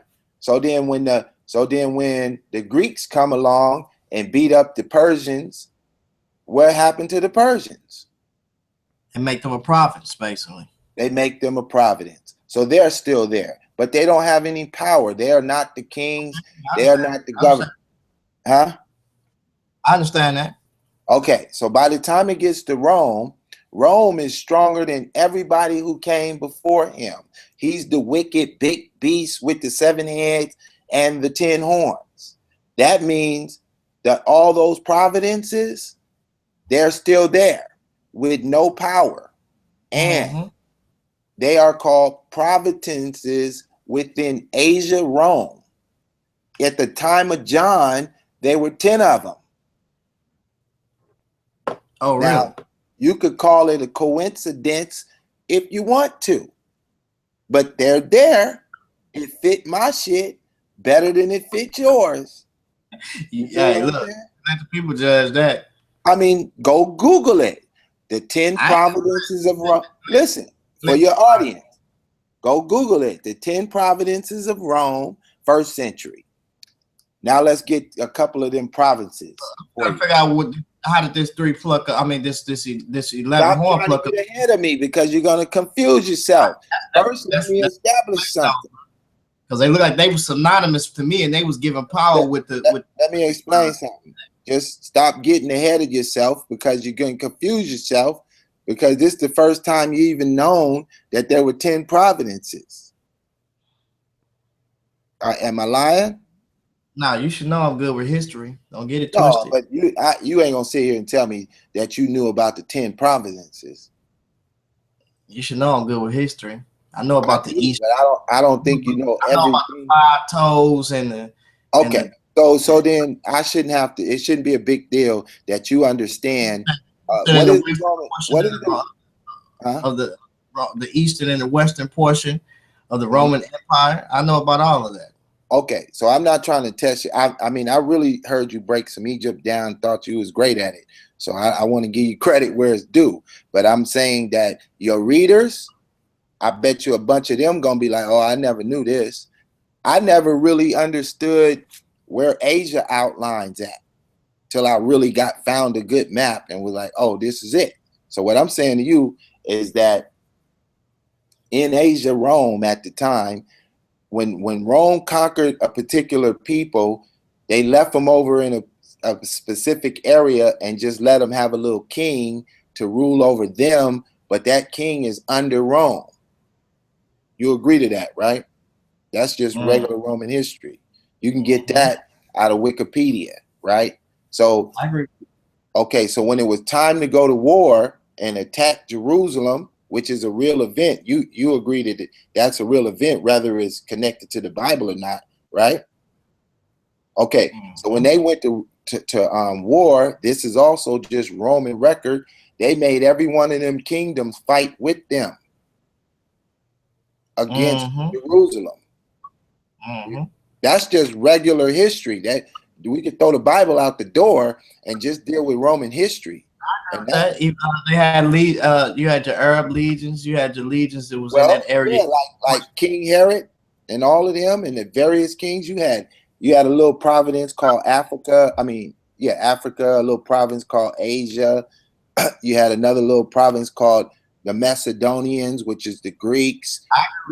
Okay. You had so, 5, 6, 7, 17. You had all your different number of legions that was located in that place at that time, especially up under what is it, Titus? Yeah, exactly. So when the king was ready to go to war, he needed troops. So he sent out the call to all these little provinces within their empire, because they running it, so they bring your butt to war. It's time to go to war. So they all show up. They all got different skills. Some of them good with bow and arrows. Some good with the axe. They all got different skills that they got. So they attacked Jerusalem with these armies, right? This is that 200,000 thousands that, what's the name, get on me about. I told him, I got to go do some more history to figure out how many people live within Asia, Rome, to confirm that 200,000 to add it to my script, because I didn't have to go that detail with the regular people I talked to, but for your boy I had to go a little deeper. But nevertheless, that's your 10 horns, right? And they're descending upon Jerusalem, and they're going to destroy this city. And all of this is being done by the will of God. This is what He's willing for this to happen to these people. So if you don't believe that that's true, then you explain that it is a fact that 1 million or more Jews died in 70 AD inside the temple, and the temple was destroyed. There isn't a Jew or Christian I know who don't agree to that. Yeah, the temple was definitely destroyed. Jews definitely died. Okay, so would you not say that was some system, that the ones that died, they were not the Christians? They were the ones that did not believe in the Christ. They were the only ones left up in there, because the Christians was gone to the hills. They went to the hills. And they never took hills. They didn't see none of it. So that fits what Jesus said in Matthew 24. That's where I'm getting this. I'm not making this up out my head. Well, hold on. Yeah, that fits us to we know that Jesus was talking in Matthew 24 about some things that was going to take place in 70 AD. But hold on, did you forget when Daniel said they was going to possess the kingdom? Abraham was promised a literal kingdom. Yeah, and when I go get that for you. Also, nothing too. When you go get that, also go get to when Abraham was told to look a certain point and look at the geographical areas that he was told that he was going to be given. So you go get that too while you go get that other thing. Yeah, okay. So that's literal, when I go get it, it's going to say, and there was a new Jerusalem and a new heaven. This one is a spiritual kingdom. This is not a kingdom made by human hands. This is a normal verse. God's kingdom is not a kingdom made by human hands. So the new Jerusalem and the new heaven is not going to be made by human hands. That means it's spiritual. You got me?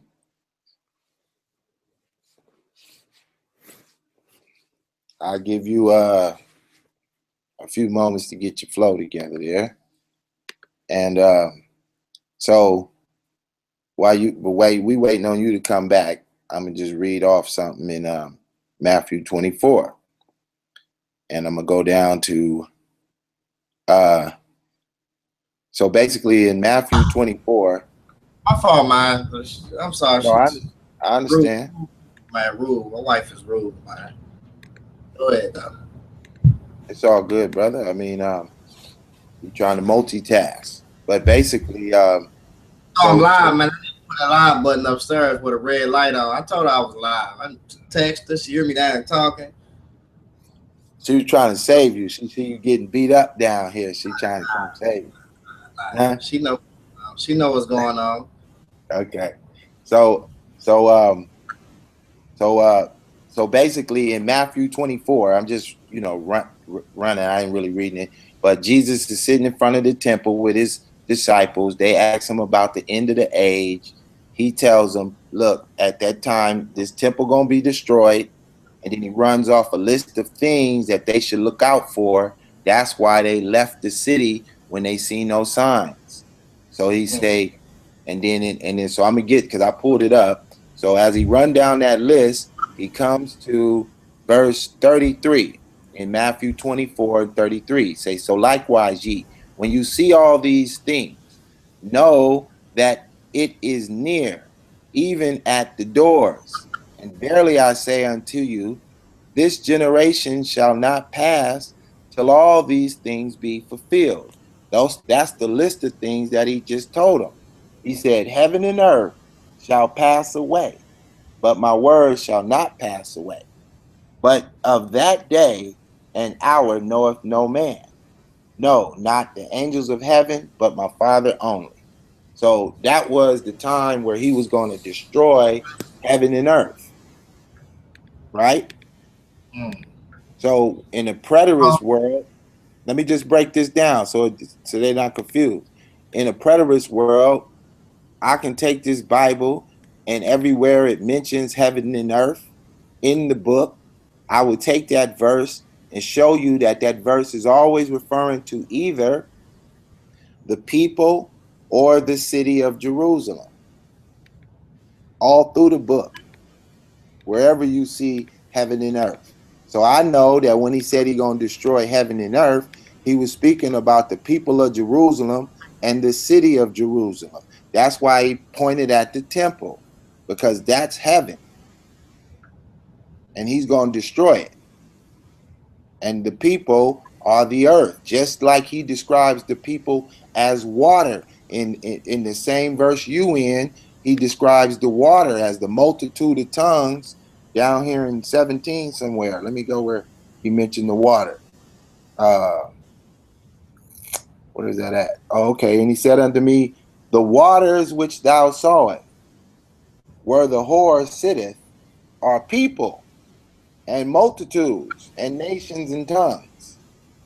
So now he's describing them as water, but nobody got a problem with that.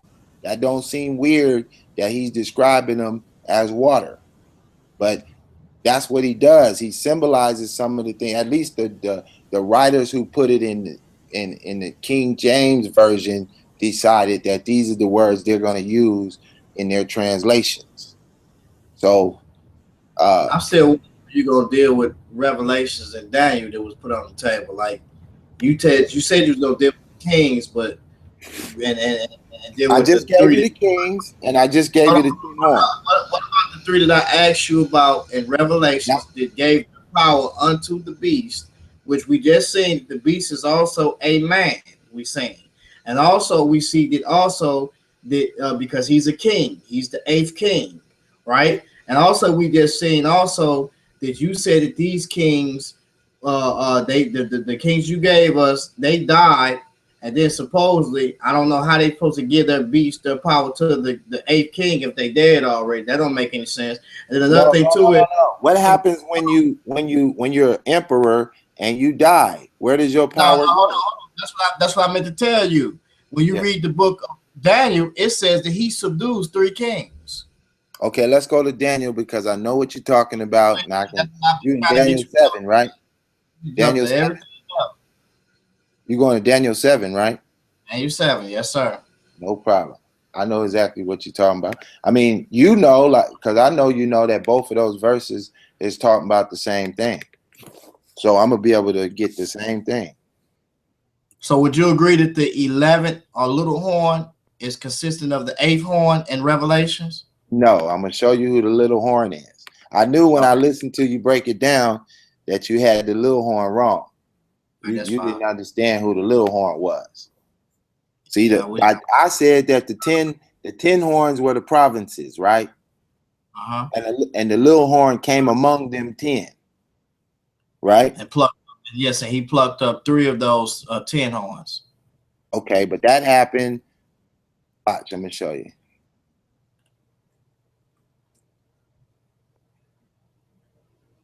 Daniel 7, you said. Verse 24. So Daniel 7, verse 24. And the 10 horns out of this kingdom are 10 kings that shall rise. So real quick. Mm-hmm. Now, if you notice, this says out of this kingdom. Would you agree that kingdom is the Roman kingdom, as you said before? Yes, because it's talking in 23, it says, and he said the 4th beast. He described that he's talking about the 4th beast now. All right, cool. That's all I wanted to know. All right, cool. Go ahead. And he said, and the 10 horns out of this kingdom are 10 kings that shall rise, and another shall rise after them, and he shall be diverse from the first, and he shall subdue 3 kings, and he shall speak great words against the Most High, and shall swear. Now, that is not without. Let me tell you something. Understand that this throws you that he said he's going to subdue 3 kings, right? Mm-hmm. I'm going to show you a little further down that those 10 are still there. Those 10 horns are still there, even though he's already subdued 3 kings. Notice the language is he shall subdue. And we understand it already because we see in Revelation. So he said, I'm going to keep reading down to 25, and he shall speak great words to the Most High, and shall wear out the saints of the Most High, and think to change times and laws, and they shall be given into his hand until a time and dividing a time. But the judgment shall sit, and they shall take away his dominion, and consume and destroy it until the end. And the kingdom and dominion and the greatness of the kingdom under the whole heaven, that's the city of Jerusalem, shall be given to the people of the saint of the Most High, whose kingdom is everlasting kingdom, and the dominion shall serve and obey him. So that small horn, that's Israel. Well, hold on, bro. Hold on. Wait for a minute. Stop this. Let's stop this now. That's not Israel. Okay, let's go to chapter 8. This was my study, bro. Hold on. Let's read. Let's stop before you do that. I'm telling you. Let's jump up a little bit farther. Point it out so simple without all the questioning. Hold on. Before you do that, let's jump up a little bit farther. Watch what it says. It says, then I will know the truth of the 4th beast, which was diverse from all the others, exceeding dreadful, whose teeth were of iron and whose nails of brass, which devoured, breaking pieces, and stamped the residue with his feet. And of the 10 horns that were in his head. So there's 10 horns in his 4th beast's head. And of the other which came up, and before whom 3 fell. So this one comes up, 10 horns come up, and the 8th horn comes up, and 3 of them fall. We just established that in Revelations chapter 17, that these horns consist of kingdoms and also kings that's over these kingdoms. I say empires. You say differently, but we're going to prove that. Now, if you look at it, this now we see that there's 10 kings here, right? Mm-hmm. 10 kings. Now, if you look at it, there's 10 kings here. Now, if you look over in Revelations chapter 7, there's 7 kings. Yeah, but these 10 kings are horns. Hold on, listen. And these 7 kings are over 7 mountains. No, you're blending in stuff now. No, watch this. Let's go back to it again. Read the verse. What verse are you reading? There's 10 kings here. This does not mention 7 kings. Hold on, listen. What verse? Whatever you're talking about, read the verse. In Revelations? Whatever you're talking about, read it so you can understand. Okay, that's what I was just going to go to. Watch this. You're going back to 17, right? Watch this. Watch this. There's 10 kings here. Daniel mentions 10 kings. He says nothing about the 7. What watch verse? This. What verse did Daniel mention 10 kings? I'm just asking what verse so they're not confused. 24. Okay, so he says, and the 10 horns out of this kingdom are 10 kings. Hold on, the 10 horns are 10 kings. 10 horns. Listen, bro. Listen, once again, the 10 horns are 10 kings. Would you agree to that? We just read it, right? Yes. The 10 now horns. Show me, now, hold on. Show me in Daniel where Daniel mentions 7 kings. Show me that. Okay. Daniel is talking about the 4th beast, right? In 23, he said, the 4th beast shall be 4 kingdoms upon the earth, which shall be diverse from all kingdoms. That's Rome. We don't have a problem with that, right? It's wrong. We don't have no problem. We ain't got no problem right there. And shall devour the whole earth. Now, how is Rome going to devour the whole damn earth? Come on, man. Let's not. Hold on. Listen, bro. Listen. Establishing. Okay. I won't do that. I won't do that to you. I won't do that. Go ahead, because you're trying to divert, trying to find something. Okay. No. I won't do that to you. But let me read it though. And shall devour the whole earth, and shall tread it down, and break it in pieces. So that 4th beast is going to devour earth, shred it down, and break it in pieces. And the 10 horns out of this kingdom are 10 kings. Exactly. Right? Now we talking about the horns. Exactly. I have no problem with that. Once again, listen. Watch this. Horns are kings. Heads are kings. Now watch what I'm going to show you. Let's watch this. Verse 7 in Revelation 17. Let's read it closely. Watch what he says. Daniel is talking about 10 horns, which are 10 kings. It mentions nothing about 7 kings at all. That's what I'm trying to tell you. You got that confused. Who doesn't? Daniel doesn't mention anything about 7 kings. You know why? Because when John speaks of it, he's prophesying what's about to occur. He's talking about the 4th beast. He's not talking about. Hold on, bro. So you telling me that Daniel ain't prophesying? Ain't no Roman Empire in Daniel's day. Listen, bro, without getting upset at me, just listen to what I'm saying. I'm not getting upset. I'm laughing at because it's funny to me. Yes, Daniel is prophesying as well. But what is Daniel prophesying? Bro, let me help you with this. Let me show you something real quick. No. I got your breakdown. What I'm trying to explain, because we got new listeners listening in, and I want these people to hear this. We got your breakdown. Let me just say this. Daniel was prophesying all the way to Rome.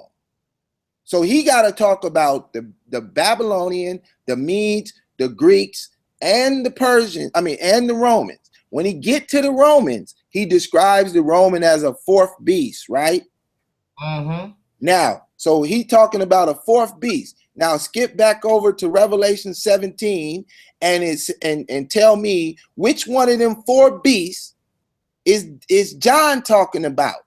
John is not talking about the first beast or he's not talking about the lion. He's not talking about the leopard or the bear. He's talking about the 4th beast. So he ain't saying the same prophecy. Part of the prophecy, necessarily. To be honest, John is talking about the 8th beast. He's only focusing on the 4th beast. Let me tell you what John is. John is talking about the 8th beast, which is the overall system. I'm going to tell you. Let's get his own words. Let's get John. Hold on. Okay, and I'm going to prove it. Hold on, real quick, before you do that. We're going to read it. Watch this. Watch what he says. He says, and the angel said unto me, wherefore didst thou marvel? I will tell thee the mystery of the woman and the beast that carried her, right? Watch this. Which have 7 heads and 10 horns. This is the eighth beast, bro, and I'm gonna prove to you. Stop. Hold on, right there. Go back to Daniel and find out which one of them beasts had 7 heads and 10 horns. I'm gonna prove to you. Watch this. No. Tell me what Daniel says. Which one of his fourth beast? The fourth beast. What you talking about an eighth beast for? I'm gonna show you. Watch this. I'm gonna show you. This is the eighth beast explained. Watch this. I'm gonna show you why. What I mean by that, the eighth empire. That's what I mean. That ain't what he's prophesying. He's prophesying. Hold on. Let me bring this out. Watch this. All right, bro. I'm gonna be quiet. And the angel said it to me, wherefore is thy marvel? I will tell thee the mystery of the woman and of the beast that carried her, which have 7 heads. Now this beast has 7 heads and 10 horns, right? Now watch this. The beast that thou sawest was and is not and shall ascend out of a bottomless pit. So he's telling Daniel, this beast was. It was and it is not in your day, Daniel.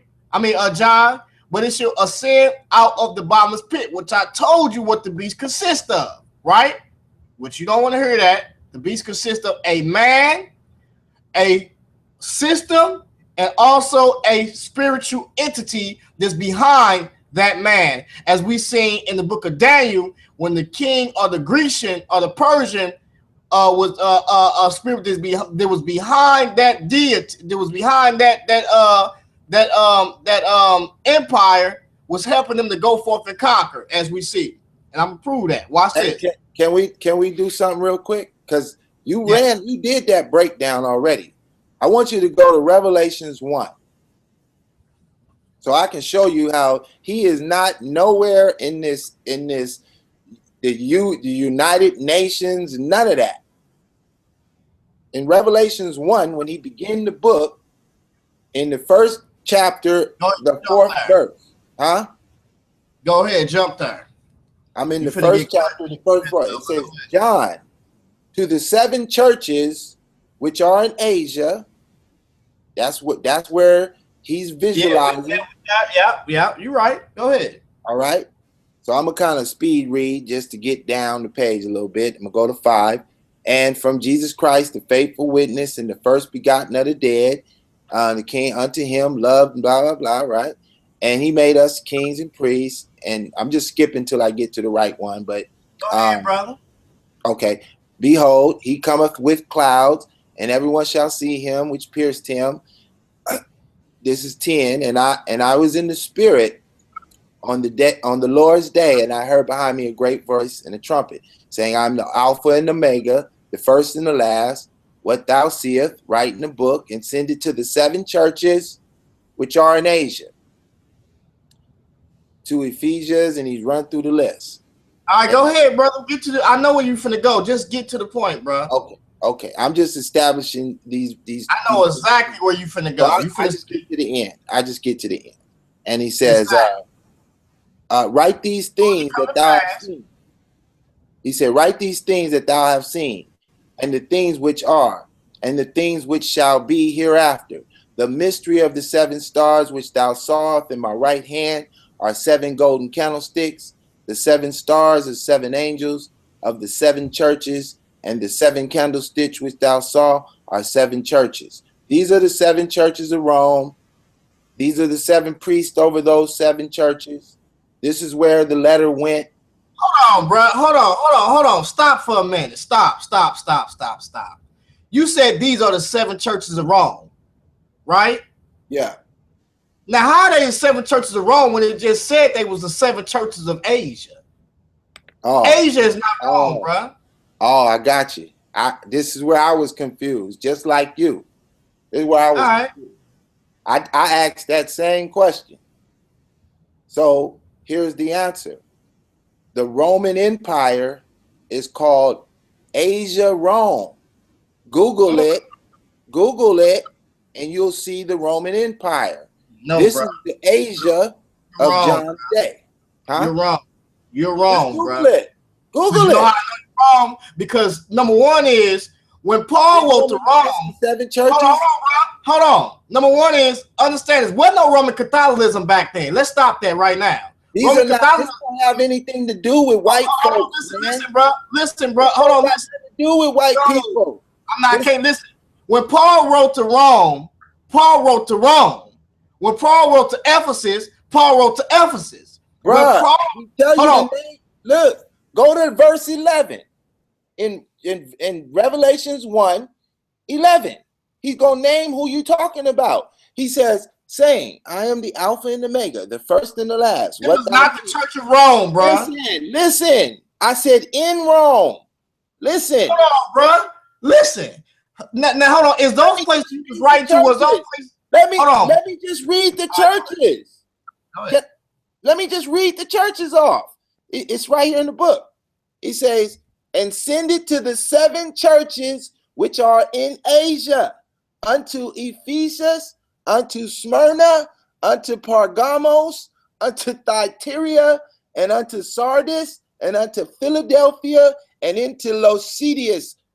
Type them names in Google, and you're gonna be in Rome, the Empire of Rome. They all in the same. Hold on, listen, bro.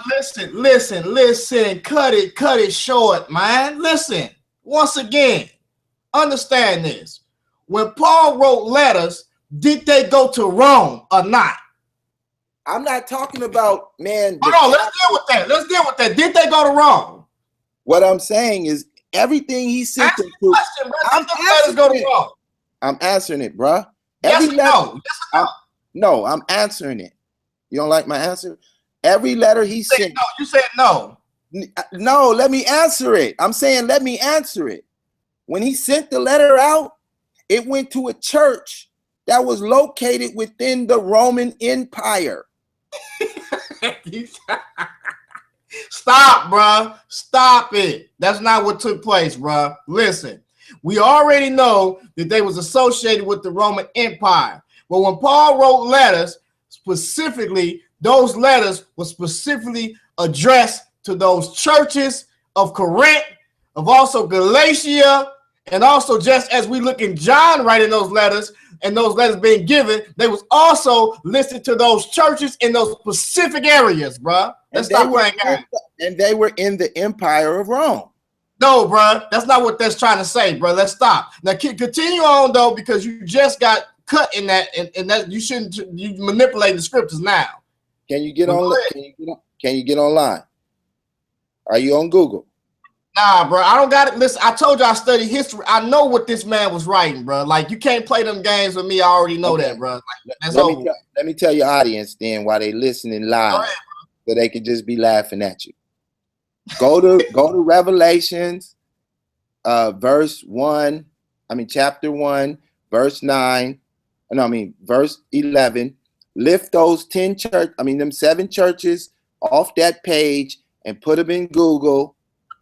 And watch when you go to Wikipedia, it's gonna pull up the continent of the Roman Empire.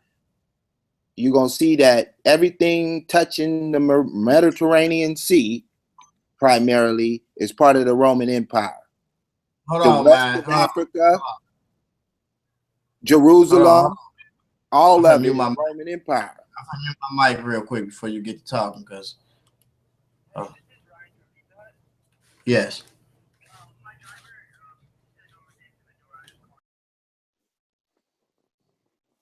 So for the listener, since he getting some help on the cell phone, if you go to Google or Wikipedia and you put in the 7 churches of Rome, what you're gonna land on, just type in the 7 churches of Asia in the Bible.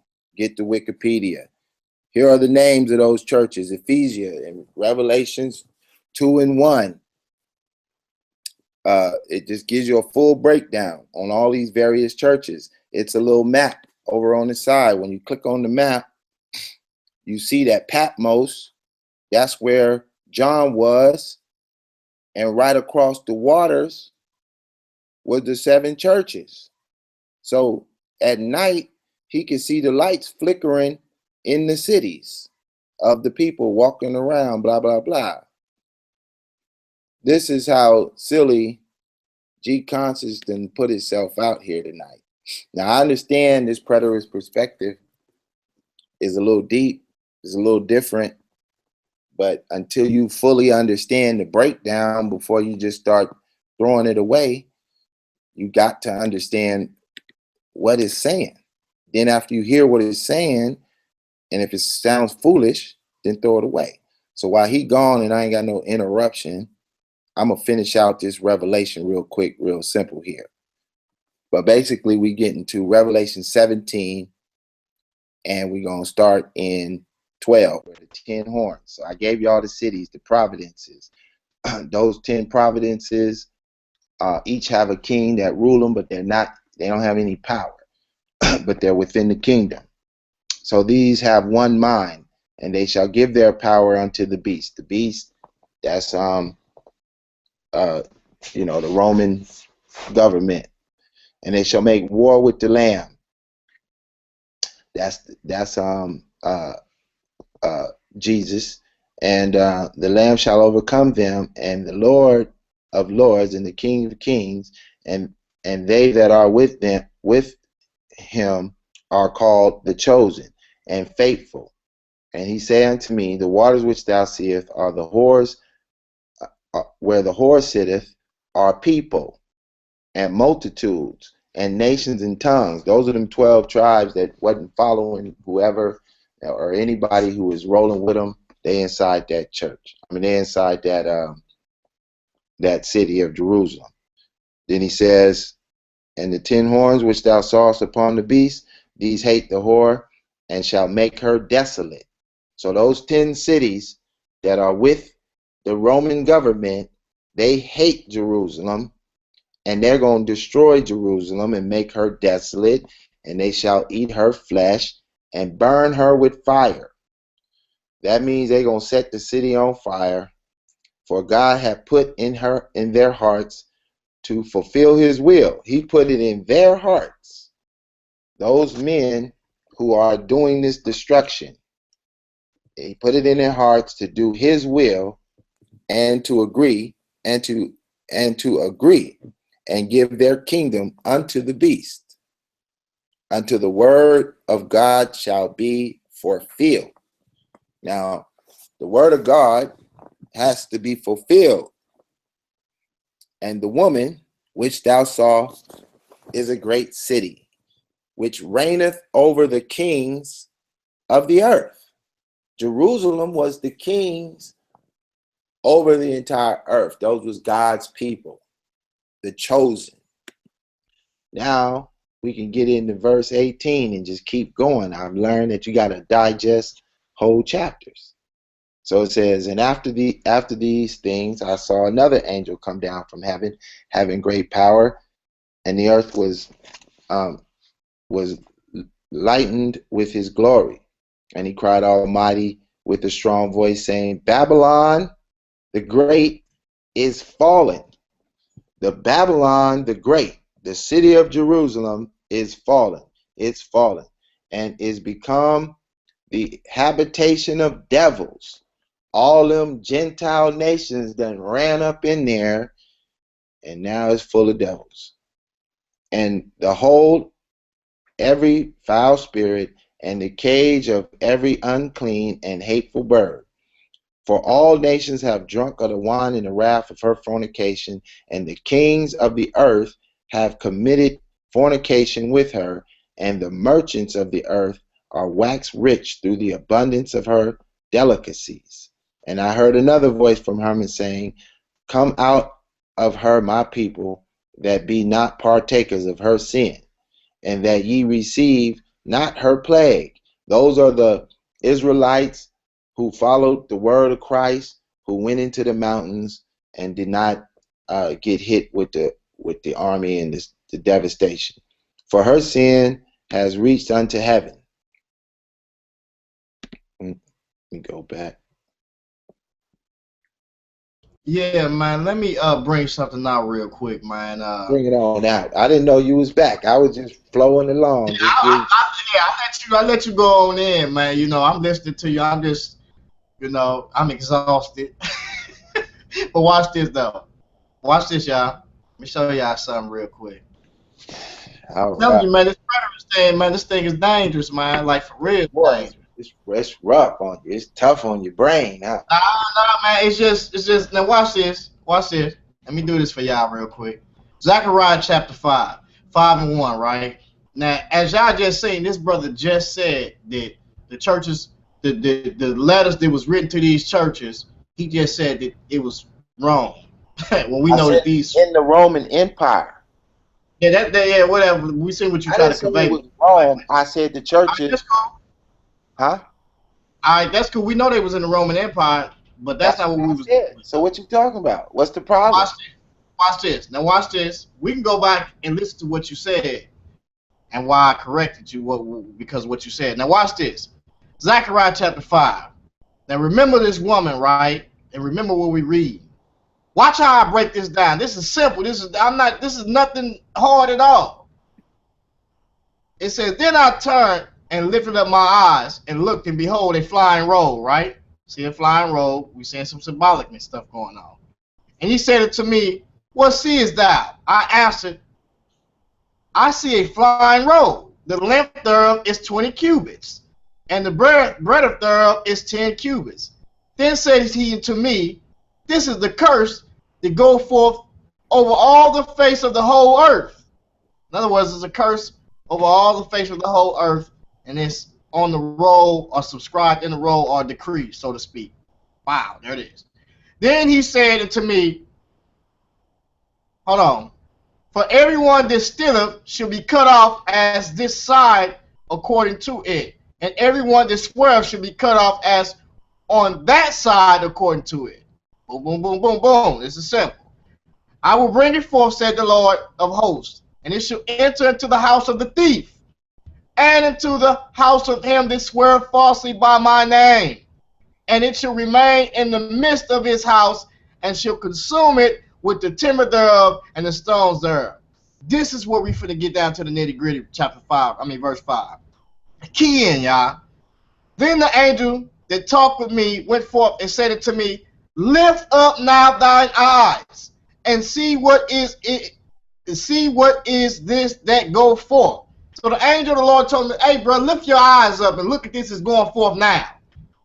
And I said, what is it? And he said, this is an ephod that goes forth. In other words, a measure that's going forth, or what you call ephod jar. They used to have what you call ephod jar, and there was a measure of somewhat that was in this jar. He said, moreover, this is the resemblance throughout all the earth, whatever. He said, and behold, there was lifted up a talent of lead. In other words, on this ephod jar, or this measure, or this measurement, or on this jar, the talent of the lead or lid was lifted up on it, right? So on this jar, this measurement of this go forth through all the earth, it was lifted up, right? On this ephod, on this jar. Watch this. And this is a woman that sitteth in the midst of the jar, or the ephod. So there's a woman that sit in the midst of the ephod, right, of this jar, and the lid was lifted up off of it, and this woman is sitting in the midst of it, basically, as the lid, or the lead was lifted, or the talent of lead was lifted up off of it. If you think I'm lying, you can break this down and look at it yourself. Let's continue on. Watch this. And he said, this is the wickedness. So in other words, a measure of wickedness is in this ephod, as I said before, and the talent of lead is lifted up, and the woman is in the midst of this jar. I'm going to show y'all that this woman that he's talking about is actually Mystery Babylon, but we're going to continue on. Watch this, what he says. Then I lifted up my eyes and looked, and behold, there came out two women, right? Hold on, I'm sorry, I skipped something. And he said, this is wickedness, right? In this jar, right? This woman. And he cast it into the midst of the ephod. In other words, the lid came up off this thing. This woman is in the midst of it. She's trying to get up out of it. So he cast it back down up in that piece, in that demonstration, right? Watch this. And he cast the weight of the lead upon the mouth thereof, back on this ephod, this jar, right? The woman was trying to come up out of it. He cast it back on there. Let's watch this. Let's continue on. G consciousness.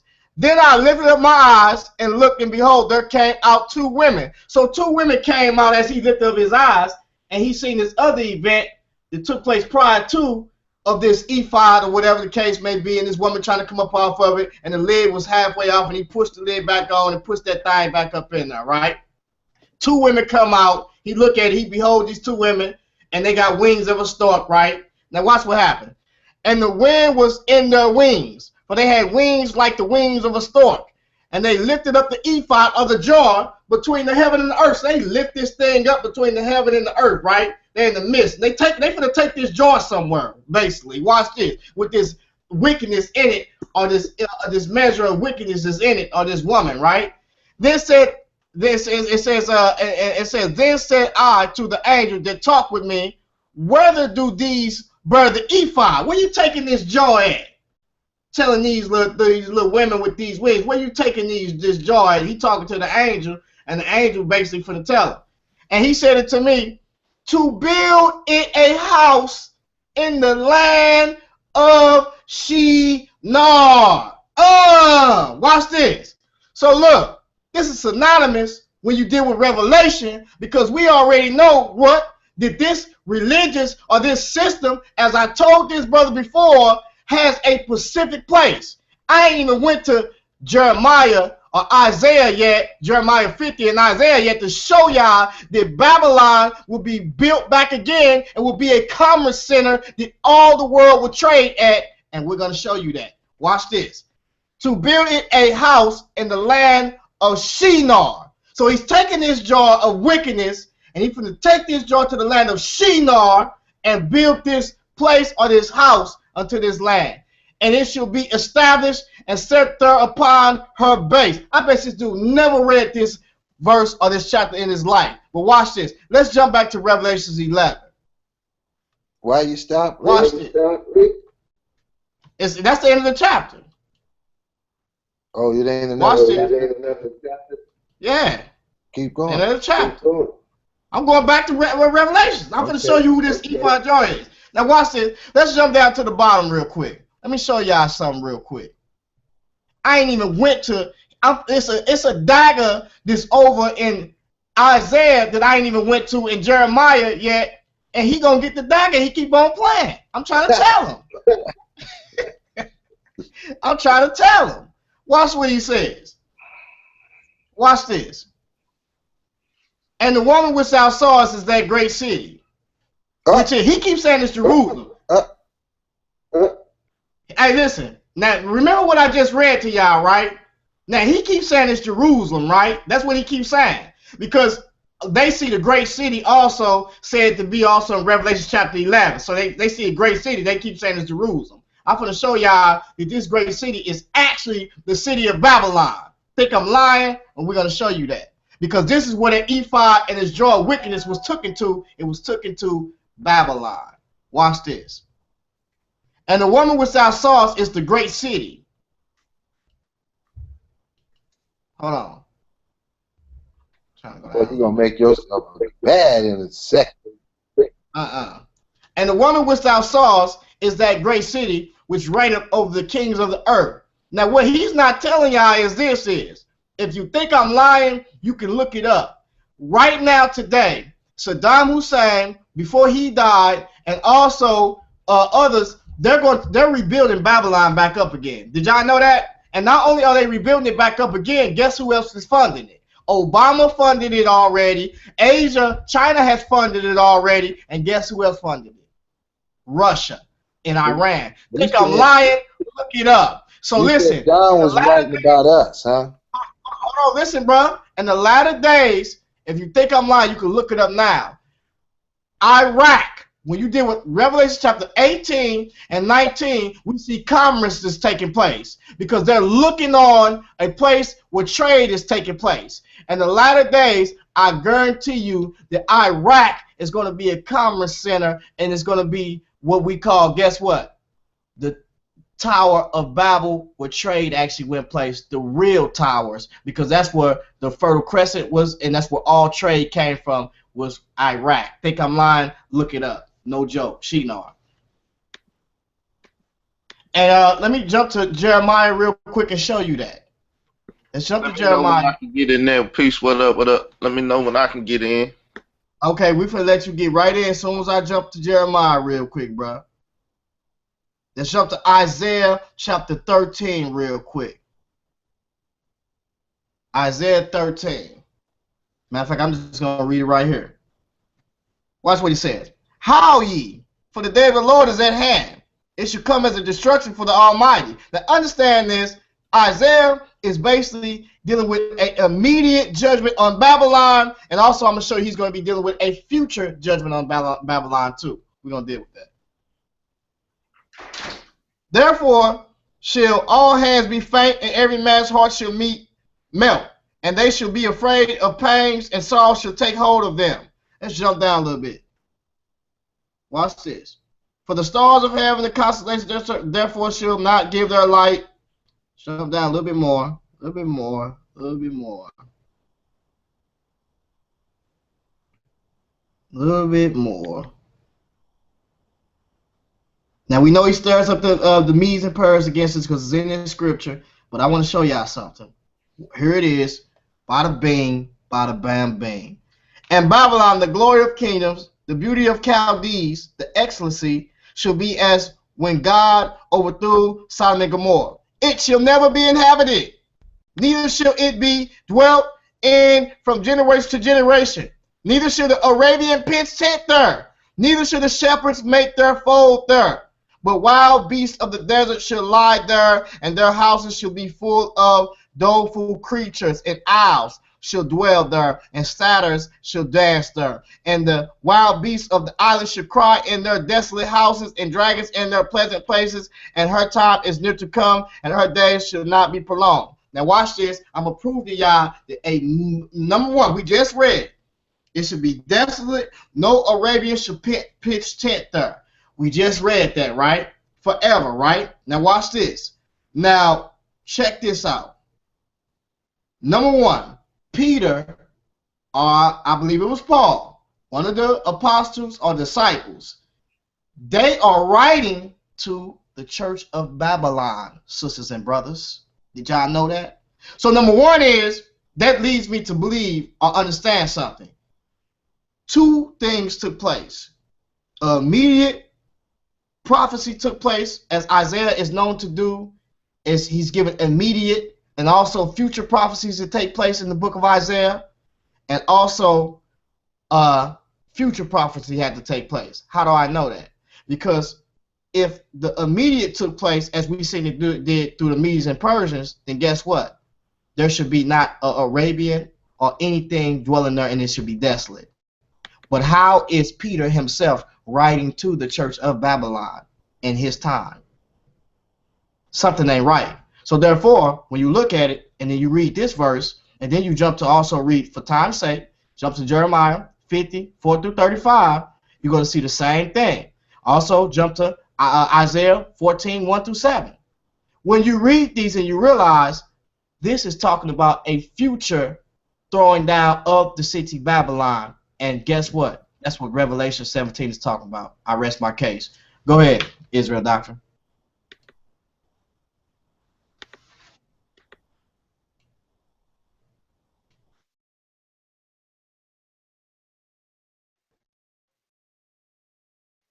Israel Doctrine, go ahead. All right, I was muted. So forgive me for that. But I want to step in here. I don't know exactly where y'all at and what y'all dealing with. So if you can kind of enlighten me exactly where y'all at and what y'all done dealt with, so I can kind of stay on topic. I don't want to be all over the place. Could one of y'all inform me exactly where y'all at and what y'all been dealing with? G Conscious is talking about that John in the first century was writing about Obama funding, Iraq, and he was breaking down the future events that John was writing about. Revelations 17, Daniel 7, all that. All right.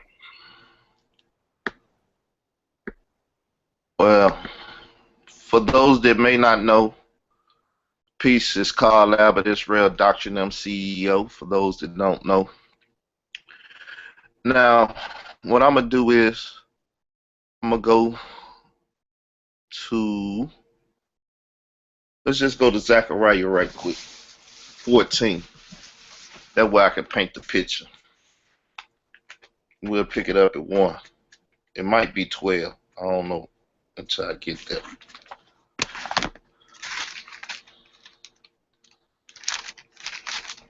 I just woke up, so hopefully I can help others wake up. Alright, it's 14:1. It said, Behold, the day of the Lord cometh, and thy spoils shall be divided in the midst of thee. For I will gather all nations against Jerusalem to battle. And the city shall be taken, and the house rifled, and the women ravished, and half of the city shall go forth into captivity. And the residue of the people shall not be cut off from the city. So we see now that we talking about a city, right? And we know that Israel is a great city, or Jerusalem is a great city, king, right? That's entirely another lesson, but we see that people been talking about this great city, right? Then it's saying 3, then shall the Lord go forth and fight against those nations. Notice that this is talking multiple nations, not a nation. Even though multiple nations may be up under the banner of Rome, that still make it Romans, right? Because they under Roman leadership. This is called a collective noun. Rome is just a collective, right? Or a lot of different nations, but that was not identifying the other nations that's really with Rome, or the other brigades and stuff that attach themselves to Rome, right? So it say, as he went forth in the day of battle, and his feet shall stand in that day up on the Mount of Olives, which is before Jerusalem on the east side, and the Mount of Olives shall cleave in the midst thereof towards the east and towards the west, and there shall be a very great valley, and half of the mountain shall remove towards the north and towards the south. And ye shall flee to the valley of the mountain, for the valley of the mountain shall reach unto Azel. Yea, ye shall flee like as ye fled from before the earthquake in the day of Uzzah, king of Judah, and the Lord my God shall come, and all the saints with thee. Right? So now this take us into what we go back to Daniel 7, because I know Daniel 7, 8, 9, all this is being used. Hopefully, I'm not exaggerating, and I'm for sure what I'm talking about. I ain't been here, but I know these the chapters you got to go to, right? And when you read here, it says in 17, Daniel 7 and 17, the great beasts which are four kings, right? Which shall arise out of the earth, but the saints of the Most High shall take the kingdom and possess it, the kingdom forever, even forever and ever. So now it said the saints of the Most High, which we just read in Zechariah 14, right? The same thing. So we see that this is end time prophecy or eschatology at its best, right? So what did it say? That the saints of the Most High, right? This is what it said. 3 said all nations shall fight. Zechariah 14 and 3. Then shall the Lord go forth and fight against those nations. That's when he fought. And 4 said down here, in that day he stand on the Mount of Olives again, and the valley of it should reach unto Azar, and they should go as it said in the days of Uzzah king of Judah, and the Lord God should come with all this. The same thing we see here. Let's go to 2 to verify this a little better, because Nebuchadnezzar had a dream, then Daniel had a dream or a vision. Nebuchadnezzar said a little bit better. So I want to go there to show that this statue represent these beasts also, which is Babylon the Great. So it said in verse, and the fourth kingdom shall be strong as iron, for as much as iron breaketh in pieces and subdue all things, and as iron that breaketh all this, shall it break in pieces and bruise. What's that? Whatever. And whereas they saw it, the feet and the toes, the 10 toes are just like the 10 horns. That's why you got the synonymous number 10, right? 10 toes, 10 horns. So we see that if the head of gold is Nebuchadnezzar, and then the chest plate or whatever is the Medes and the Persians, and then the legs is the Greeks, then the feet, right, which would be the Roman Empire, has 10 toes on it. Go with the 10 horns, right? And then it said 41. And whereas thou sawest the feet and the toes, part of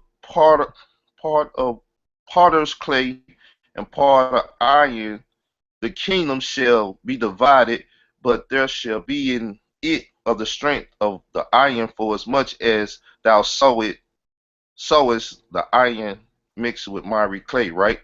Hey, Let's get real quick. go ahead. That's a question. Okay, you just identified that pretty well, but see, this is where I'm saying you keep identifying that fourth beast as Rome and the 10 horns as part of Rome, but then somehow it gets to 20, like the modern age. But everybody keeps identifying that fourth beast as Rome. And the Empire, 10 horns are within. as I'm showing here, the Roman Empire cannot be over with until the Lord God of Israel come and set up his kingdom and give it to the saints. And if he gave it to the saints should be ruling the day. Immortal beings, because if the saints is dead and in the ground when Jesus come back, we know that's when the resurrection take place. Even in Daniel 12, that those that's in the dust of the ground should arise.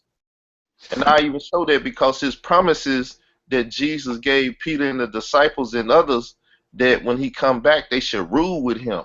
And even David should be king over Israel at that time. If these things hasn't taken place in 70 AD, these things didn't take place, or AD 70, these things didn't take place, then you have to look for another time frame. Simplicity of the matter have to be fulfilled, and if certain things are not being fulfilled, then it's like it didn't happen in a generation, so we must look for it in our generation. If it don't happen in our generation, then the generation that come after us should be looking for it in their generation. And if it don't happen in theirs, then the next. Eventually it should happen, because the word of God should not fail. But we definitely answer all the prophecies. Well, just let me run through this a little bit more. Okay. I'm gonna be real quick because I'm just setting some foundational stuff for whatever length of a conversation we got going on here. So in 43 it said in 43, and whereas thou sawest iron mixed with miry clay, they shall mingle themselves with the seed of man, right? Not just Israel or not just Rome. It said the seed of man, that's all. But they should not cleave one to another, even as iron is not mixed with miry clay or with clay, right? And it's saying then the days of these kings shall the God of heaven set up a kingdom which shall never be destroyed, and the kingdom shall not be left to other people, right? No other people shall rule this but the saints. But it shall break in pieces and consume all the kingdoms stand forever. So even if that great city is in Revelation 17, Israel, and Jesus came back in AD 70, then all the kingdoms of the earth should be under his power, dominion, and doing as thus said the Lord God of Israel. On up to Israel on them feast days, them high feast days, and doing what the Lord God of Israel say. keeping them feast days. So we're going to read 45. For as much as thou sawest that the stone was cut out of the mountain, with it breaketh in pieces, the iron and the brass and the clay and the silver and the gold, the great God have made known to the king what shall come to pass hereafter. And the dream is certain, and the interpretation is sure. So we know it's gonna happen. Once again, if certain things don't happen in our generation, then we got to look to future generations, right? So now, yes, we keep identifying the fourth beast as Rome. It's simple to identify the seven heads. That's Nebuchadnezzar, that's one head. The Medes and the Persian, that's two heads. The Grecians or the Greeks had four heads, right? So that's six. Four head plus the Medes and the Persian and Nebuchadnezzar, that's six head. When the seven head come, which is Rome, you have your seven heads. Okay, but check So this we out, not Carl. Carl, real quick. So when Daniel or Nebuchadnezzar and them have this interpretation, they're identifying. Daniel identifies four beasts, and then when he gets to the fourth beast, he talks about that particular beast having seven heads and 10 horns. So then when John does his prophecy, he doesn't refer to the three beasts that already was. He prophesies about that fourth beast. Nah, he talk about them all. That's when we go to let's go to Revelation 13 right quick. How could it be a prophecy if it already happened? Let's go to Revelation 13 because he consumes them all. Remember, he taking over prophecies, he doing different stuff, and he bringing them into the Roman Empire. He Yeah. bringing them into You under cancel his out banner. the See, now you filling up my thing and canceling out G Conscious program. Filling up the word of God and who's ever. Well, I'm rolling with you. Keep on going. What you say, Revelation? So when we go to 13? Revelation 13, it said, and I stood up on the sea, the sand of the sea, and saw a beast rise up out of the sea, having seven heads and 10 horns. Right now, watch what it. Then you got to deal with the 10 horns, which is the 10 toes. All that is synonymous with each other, right? Equivalent. So it says seven heads, and upon his horns 10 crowns, right? Making them 10 kings. And upon his heads the name of blasphemy. And the beast which I saw was, which is who? Who represented the leopard? The leopard. Y'all know. Yeah, we know, The man. Greek. Just keep rolling. We done went all through that already. Right, I'm just making sure. I was asleep. I Yeah. woke up. We got you. We just hearing you. We just because we've been here 2 hours already. So Okay. you know. Oh, my bad. And No, I you're doing good. You're and doing I good. saw like unto a leopard, which is the Grecians, right? And his feet was as the feet of a bear, which is the Mede and the Persians, and his mouth as the mouth of a lion, which is Nebuchadnezzar, them, right?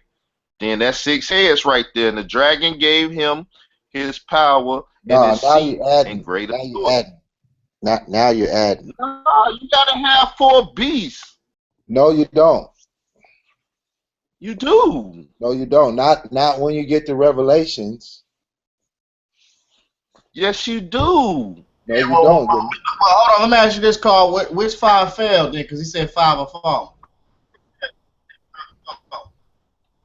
Nah, y'all gotta let Let me me go let me through this because understanding could be had. let me And so say what this I'm to you dealing real with quick, now Carl. is Let me say something real quick, Carl. I ain't gonna be long. The leopard is who you say it is, but it's not.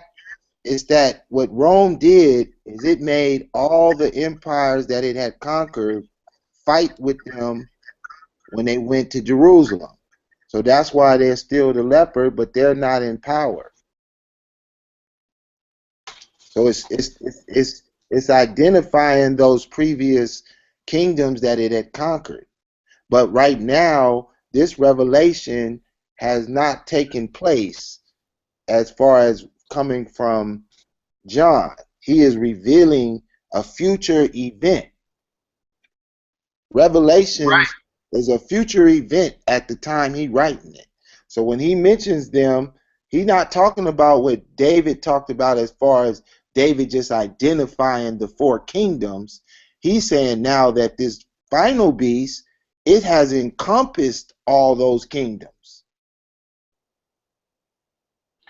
Right, and that's what you gotta understand, that you still gotta have the four kingdoms. Rome is in there. If you say No, Rome is not in there, okay, it's seven. It's no, yeah, you're right. then I'm you don't saying, have four beasts there. no. Now it's one beast with seven heads. Right, but Rome, it's gotta have a Roman head on it. No, I agree to all of that. I'm Because not.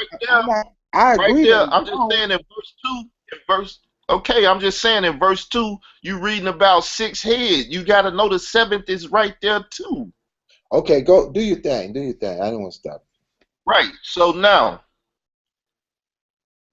this is when you get into and I saw one of the heads as it was wounded to death, and his deadly wound was healed, and all the world wanted after the beast. So once again, we see all the world dealing with this, right? So now when we go to Revelations Stay to in that deal with, chapter, man. You got so much more You that finna give get up. finna do. nah, y'all want to go into great details of who the 10 was. I'm cool with that. But I'm doing an overview right now. We can get into that. I want to just do a quick little overview, right? So when we go to Revelation 17 and we see in verse 5, right? Well, let's pick it up at 2. Well, 7. 17 and 1. And there came one of the seven angels which had seven vials, saying unto me, come hither, I will show you the judgment of that great whore which sitteth up on many waters, right? Now, who is the many waters? Let's go over here. Where is it?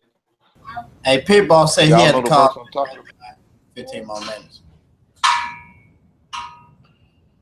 Oh, Pitt Boss said he gonna call back in, give him 15 more minutes. We'll be gone in 15 minutes.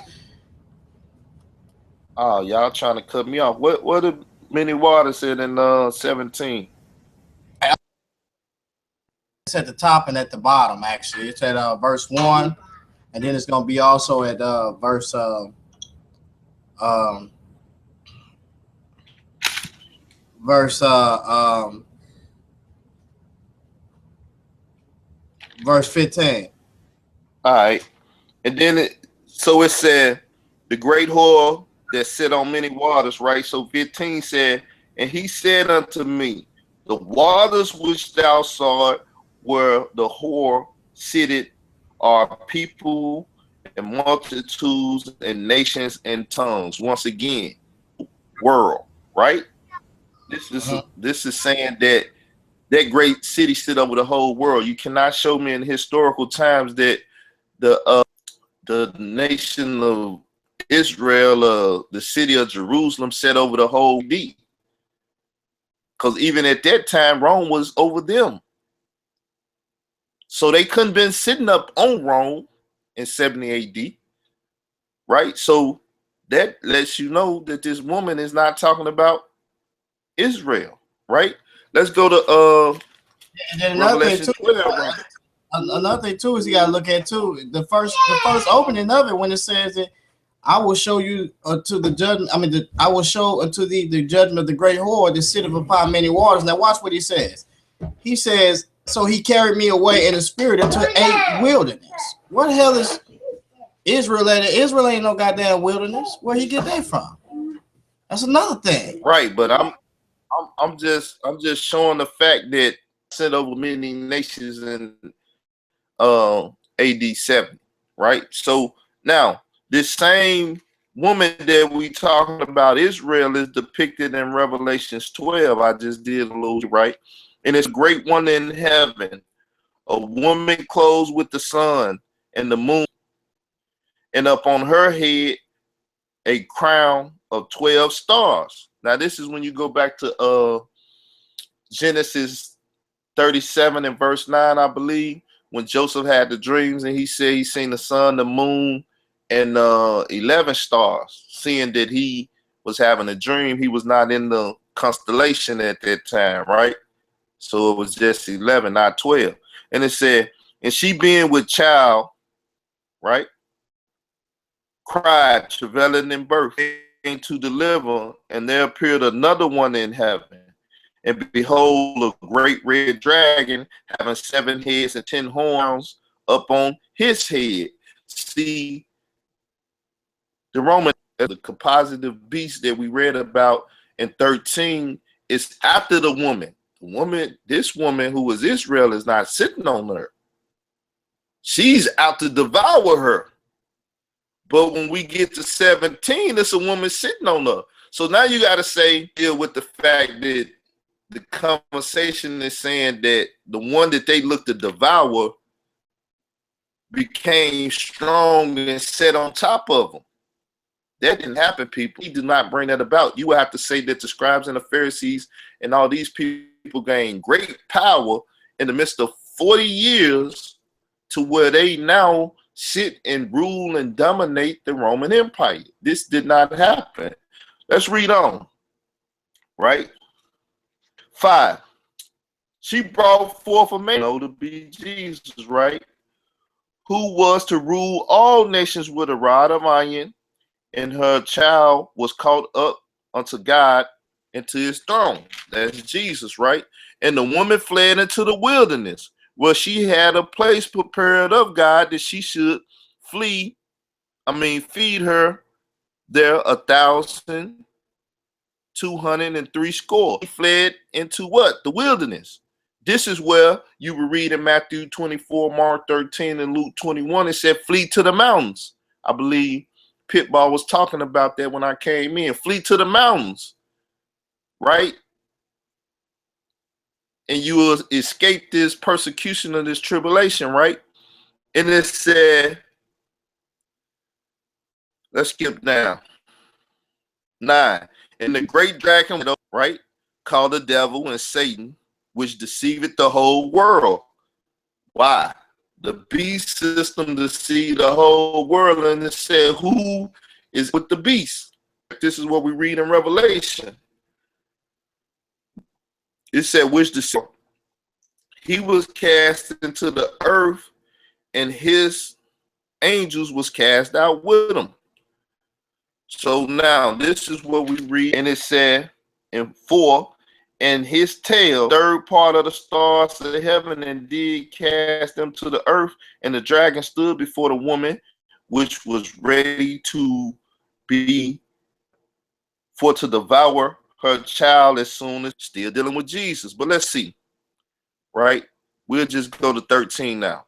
And when the dragon saw that he was cast into the earth, he persecuted the woman which brought forth the man child, right? He persecuting Israel, and he's doing it through the 7 heads and the 10 horns, right? And to the woman were given 2 wings of an eagle, great eagle, that she might fly to the wilderness into her place, where it's for times and a half a time from the face of the serpent, which take you back to verse 6, right? 3 score, right? Well, when I'm saying 3 score, my bad. I'll put some vocab in my mouth that ain't even there. But 3.5 years for 60, right? That's what the times and a half and the 1,203 score is all about, right?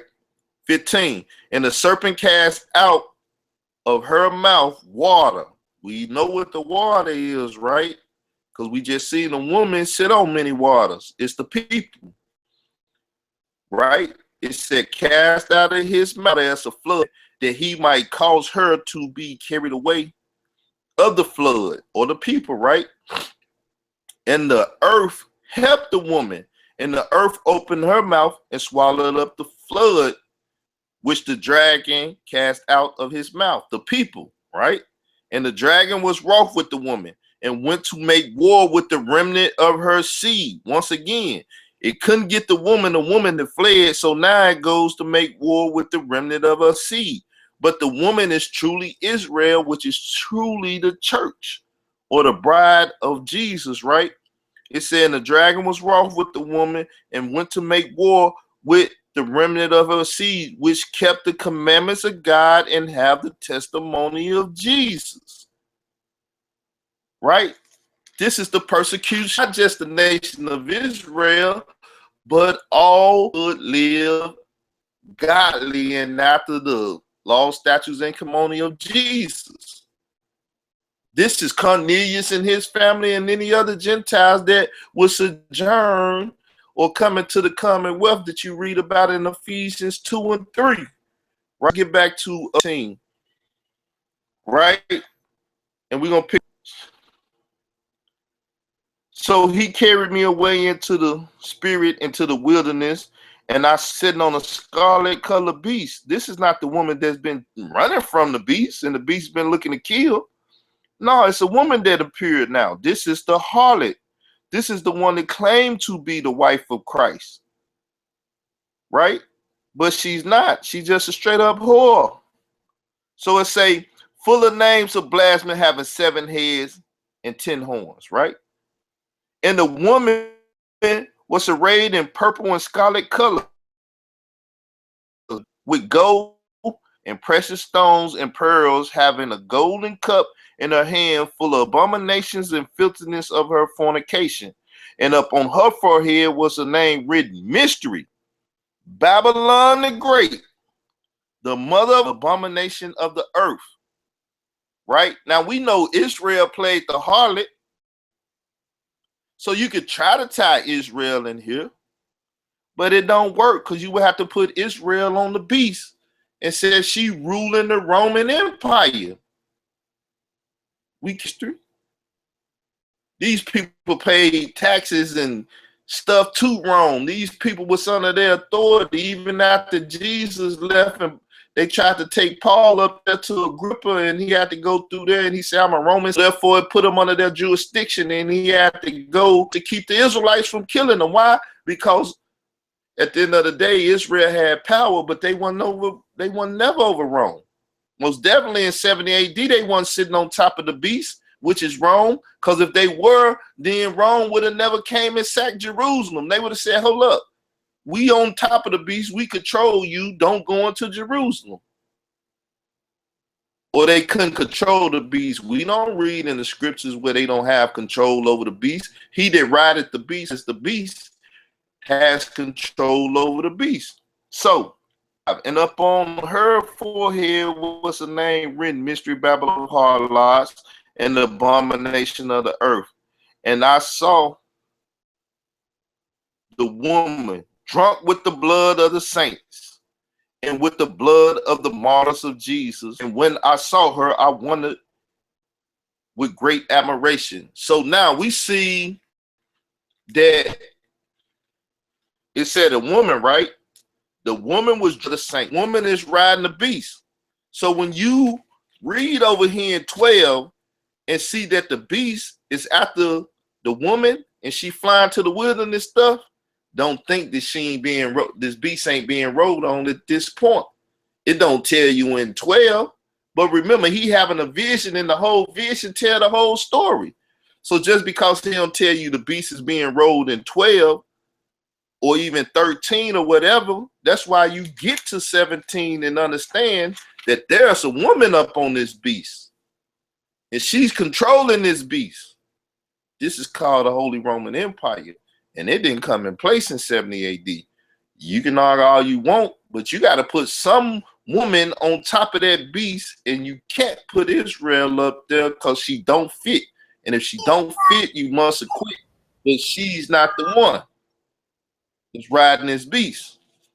I see. Listen, I told him already. Listen, I already know that it's definitely not Israel. I disagree with that. You know, I disagree with you too, but at the same time I have enough sense to, according to what you just said, that it's not Israel because like you said, the Roman Catholic Church and all that stuff didn't come along until down the line, which I expressed to him earlier, which he tried to say something about the Roman Catholic Church oppressing Israel or something like that, which we know already that didn't come along until later on. So I don't know where he got that from. Well, who helped the Holy Inquisition? Who was putting saints in the dungeons and pit and waiting for the lions and the bears to be put in the arenas and let them out and let the lions and bears and stuff eat them up and kill them and stuff? Who was making martyrs? They was making martyrs of those that called up on the name of Jesus and dealt with Jesus. They was doing this before the Council of Nicaea, and it took place when they started accepting Christianity. Before they accept Christianity, they was trying their best to destroy it, but they seen the power of it. So therefore, they said, we gotta roll with this, man. We gotta use this for ourselves. This is the history of Christianity. That these people usurped true Christianity and brought paganism and different things in under the banner of Christianity. And paganism and all of that stuff is what's in the cup of the harlot. Exactly. Christmas I and all these pagan festivals that people keep year after year, and they say it's because of Jesus' birthday or Jesus rose and all this other stuff. It's under the Roman banner. Hey, but listen, though, Carl. Go ahead. Because you came in here late, man. I'm finna wrap this thing up. So go ahead, man, and wrap up what you're gonna say, man. Then I'm gonna give my last words, and I'm gonna go lay it down. I tried to hit you up earlier before you I don't know what you you go to sleep around. I was sleeping. The computer had went off. The screen had went off and went to sleep too. So therefore, even if you called me on Skype, you wouldn't have been able to reach me, and my phone is down right now. So that make it difficult to reach you, brother. But it's all good. I mean, I made it in due time. If nothing else, that's why I wasn't trying to answer all them questions that I just wanted to come and deal with that small thing now. But let me say this. Let me put this down there so y'all will know that when Jesus come back, it's on and popping, right? So when you go to like Jeremiah, like he said, you see in Jeremiah 25:2. Nah, we ain't even gonna deal with Jeremiah. What we're gonna do, we're gonna go to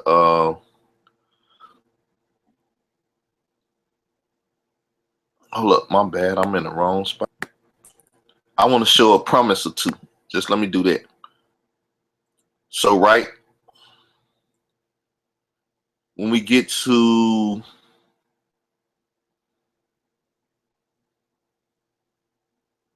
I don't want to do that. I'm still got the wrong thing. My bad. I wasn't prepared. I was trying to get prepared to go to Lynch, but yeah, we'll put it like this. People, when Jesus come back, then when you see the 12, David, and all these resurrected beings sitting over kingdom, nations, and tongues and stuff, right? Because they now will be taking place of this statue that Nebuchadnezzar seen in this vision with the head of gold, and they will be taking place of the 4 beasts that then emerged. And now 7 heads and 10 horns, they're going to be taking this place. They're going to be taking it. We'll sit on many waters. Now the church, the true woman, a sister, a wife of Jesus and him will be sitting over all kingdoms and dominions of the earth, and they will be running it when Jesus get back. This is where you have David sitting over the king of sitting over. Then you're gonna have the 12 disciples sitting over the nation of Israel, the 12 divisions of it, right? Then you're gonna have others sitting on thrones doing stuff, ruling, co-ruling with Jesus over all the nations. And if they was doing that now since 70 AD, people, we would not be seeing the earth that we see today. There's no way in the world we could be looking at, Obama sitting up allowing people to get shot down in the streets, his own people to get shot down in the streets, because then it'll be a humanity issue. And all Jesus and his Father deal with is issues of humanity. And you telling me the Prince of Peace will be here on earth and allowing this to go on, and he wouldn't send a regiment or even a legion of angels over here to deal with this situation and clean it up? People, we got to be realistic. We can't say Jesus here, So we still waiting on them, people. If we weren't still waiting on them, then we will be reading about it. With that said, I'm gonna say peace. Yeah, let me bring this out real quick, man. I appreciate you coming through, Carl. I wish you could have came through a little bit earlier, but hey, it is what it is. Sci-Fi, man, I appreciate you coming through. You gave it your best. You tried, man, but at the same time, bro, not gonna happen. I let you get it in a little bit, but for the most part, man, I think more so you can confuse the people with what you was trying to bring. The preterists, man, the only thing they could do is try to spiritualize everything, because it's a lot of holy water, a lot of holes in their doctrine. That's the first thing. It's a real simple doctrine to get rid of. The brother was confused. He didn't know what he was talking about. If y'all go back and listen to him, I kind of shook him up on a couple of things. Those kings rule synonymous, as we see. They're going to rule synonymous.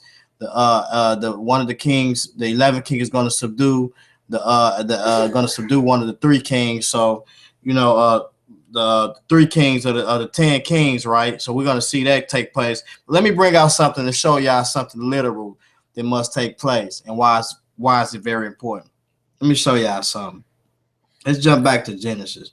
We ain't gonna play no games, bro. Okay, well, if you gotta use the bathroom, going upstairs. I feel you. Let me bring out this real quick. It says, and to Adam he said, because thou hast hearkened unto the voice of thy wife, and hast eaten of the tree of which I commanded thee, saying, thou shalt not eat of it. Cursed is the ground for thy sake. Cursed is the ground for thy sake, and sorrow should thou eat of it all the days of thy life. Thorns also and thistles should they bring forth to thee, and thou shalt eat the herb of the field, and the sweat of thy face should thou eat bread till thy return into the ground, for out of it thou wast taken, dust thou art, and into dust thou shalt return. Now understand this, sisters and brothers that are listening in. Listen, this dude is given a literal curse on his earth, right? And right after he's given a literal curse on his earth, remember, he is also beforehand promised a redeemer, Genesis 3:15, right? As we see, the serpent or the seed of the woman should bruise the serpent's head, basically, right?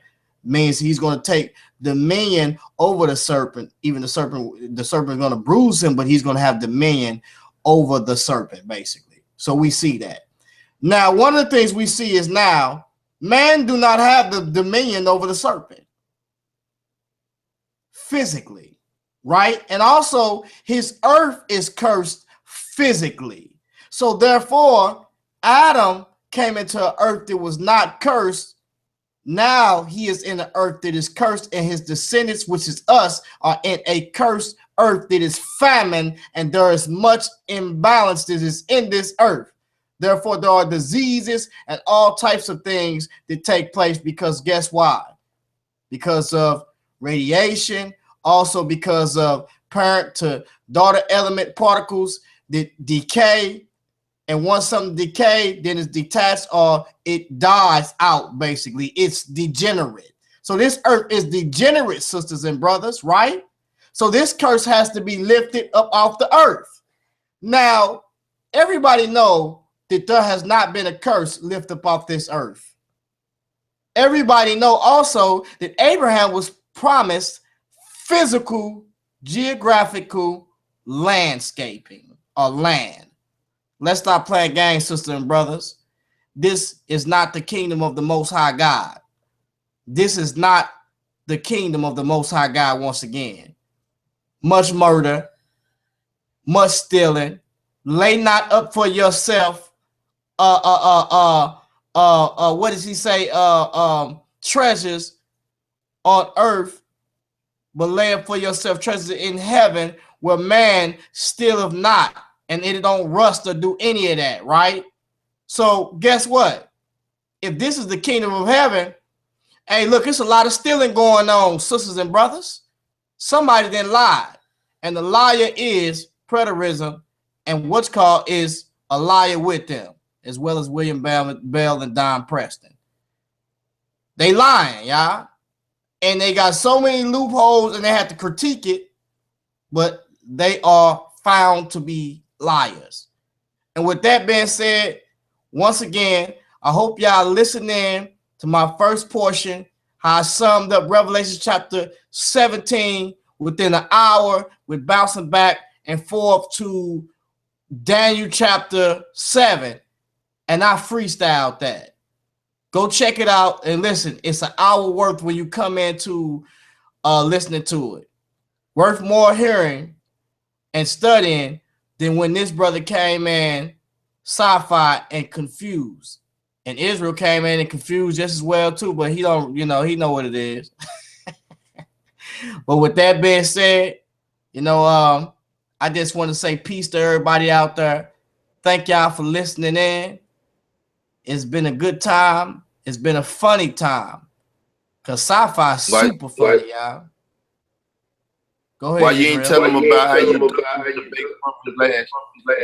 When I come up to St. Louis, you a personal lesson. Yeah, he said he said I'm ducking him. We supposed to have a debate last year on this, Israel doctrine. He kicked me off his show. So when he kicked me off his show, we it was a pre-debate. He kicks me off his show in the pre-debate. It wasn't no pre-debate. I was talking about it, and I thought I'd have you on there so you can show your face and get a little FaceTime. But you tried to take over my show, a little scrappy, so I had to, play Uncle Snoopy. Yeah, he kicked me off the show. So when he kicked me off the show, I basically said to myself, like, hey, look, man, I'm not going to debate you because you kicked me off the show because I was talking about Arabs as being the eighth kingdom and ruling over the European Union. That's my standpoint. My standpoint is this, y'all. The eighth kingdom that's going to come forth to pass is going to be a Islamic state, and it's going to be basically the Islamic states is going to rule over the European Union. They're going to get the dominance over the European Union by the help of superpowers, which is Iran and also Russia and also China just as well. And they will be dominant over them, and they also will do it by trade, and they will set up their Islamic state in Iraq and Babylon. That's my stance. I think that eventually they will put off the yoke of the European Union. And reason why I say it is because they did it already. And I want to say, what was it, the 1500s? I think the 1300s or 1200s. They did it in AD when the Ottoman Empire took over and basically was running some things. And then Muhammad, he moved in just as well, and he was getting busy. Muhammad is 630 AD in that area, so they was breaking off the yoke of the Roman Empire then, and causing a lot of stuff within the Roman Empire, and took a lot of their land. So then we get up to the Ottoman Empire. It wasn't no mistake that we seen what was going to happen. I believe, and I see it now.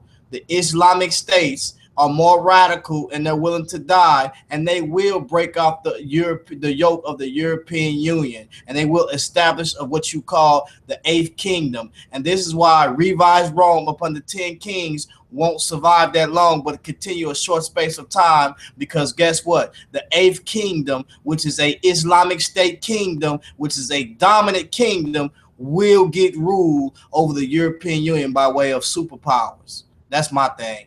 And with that being said, man, I just want to say peace to everybody out there and blessings. And it is what it is. This is G Consciousness. Go live.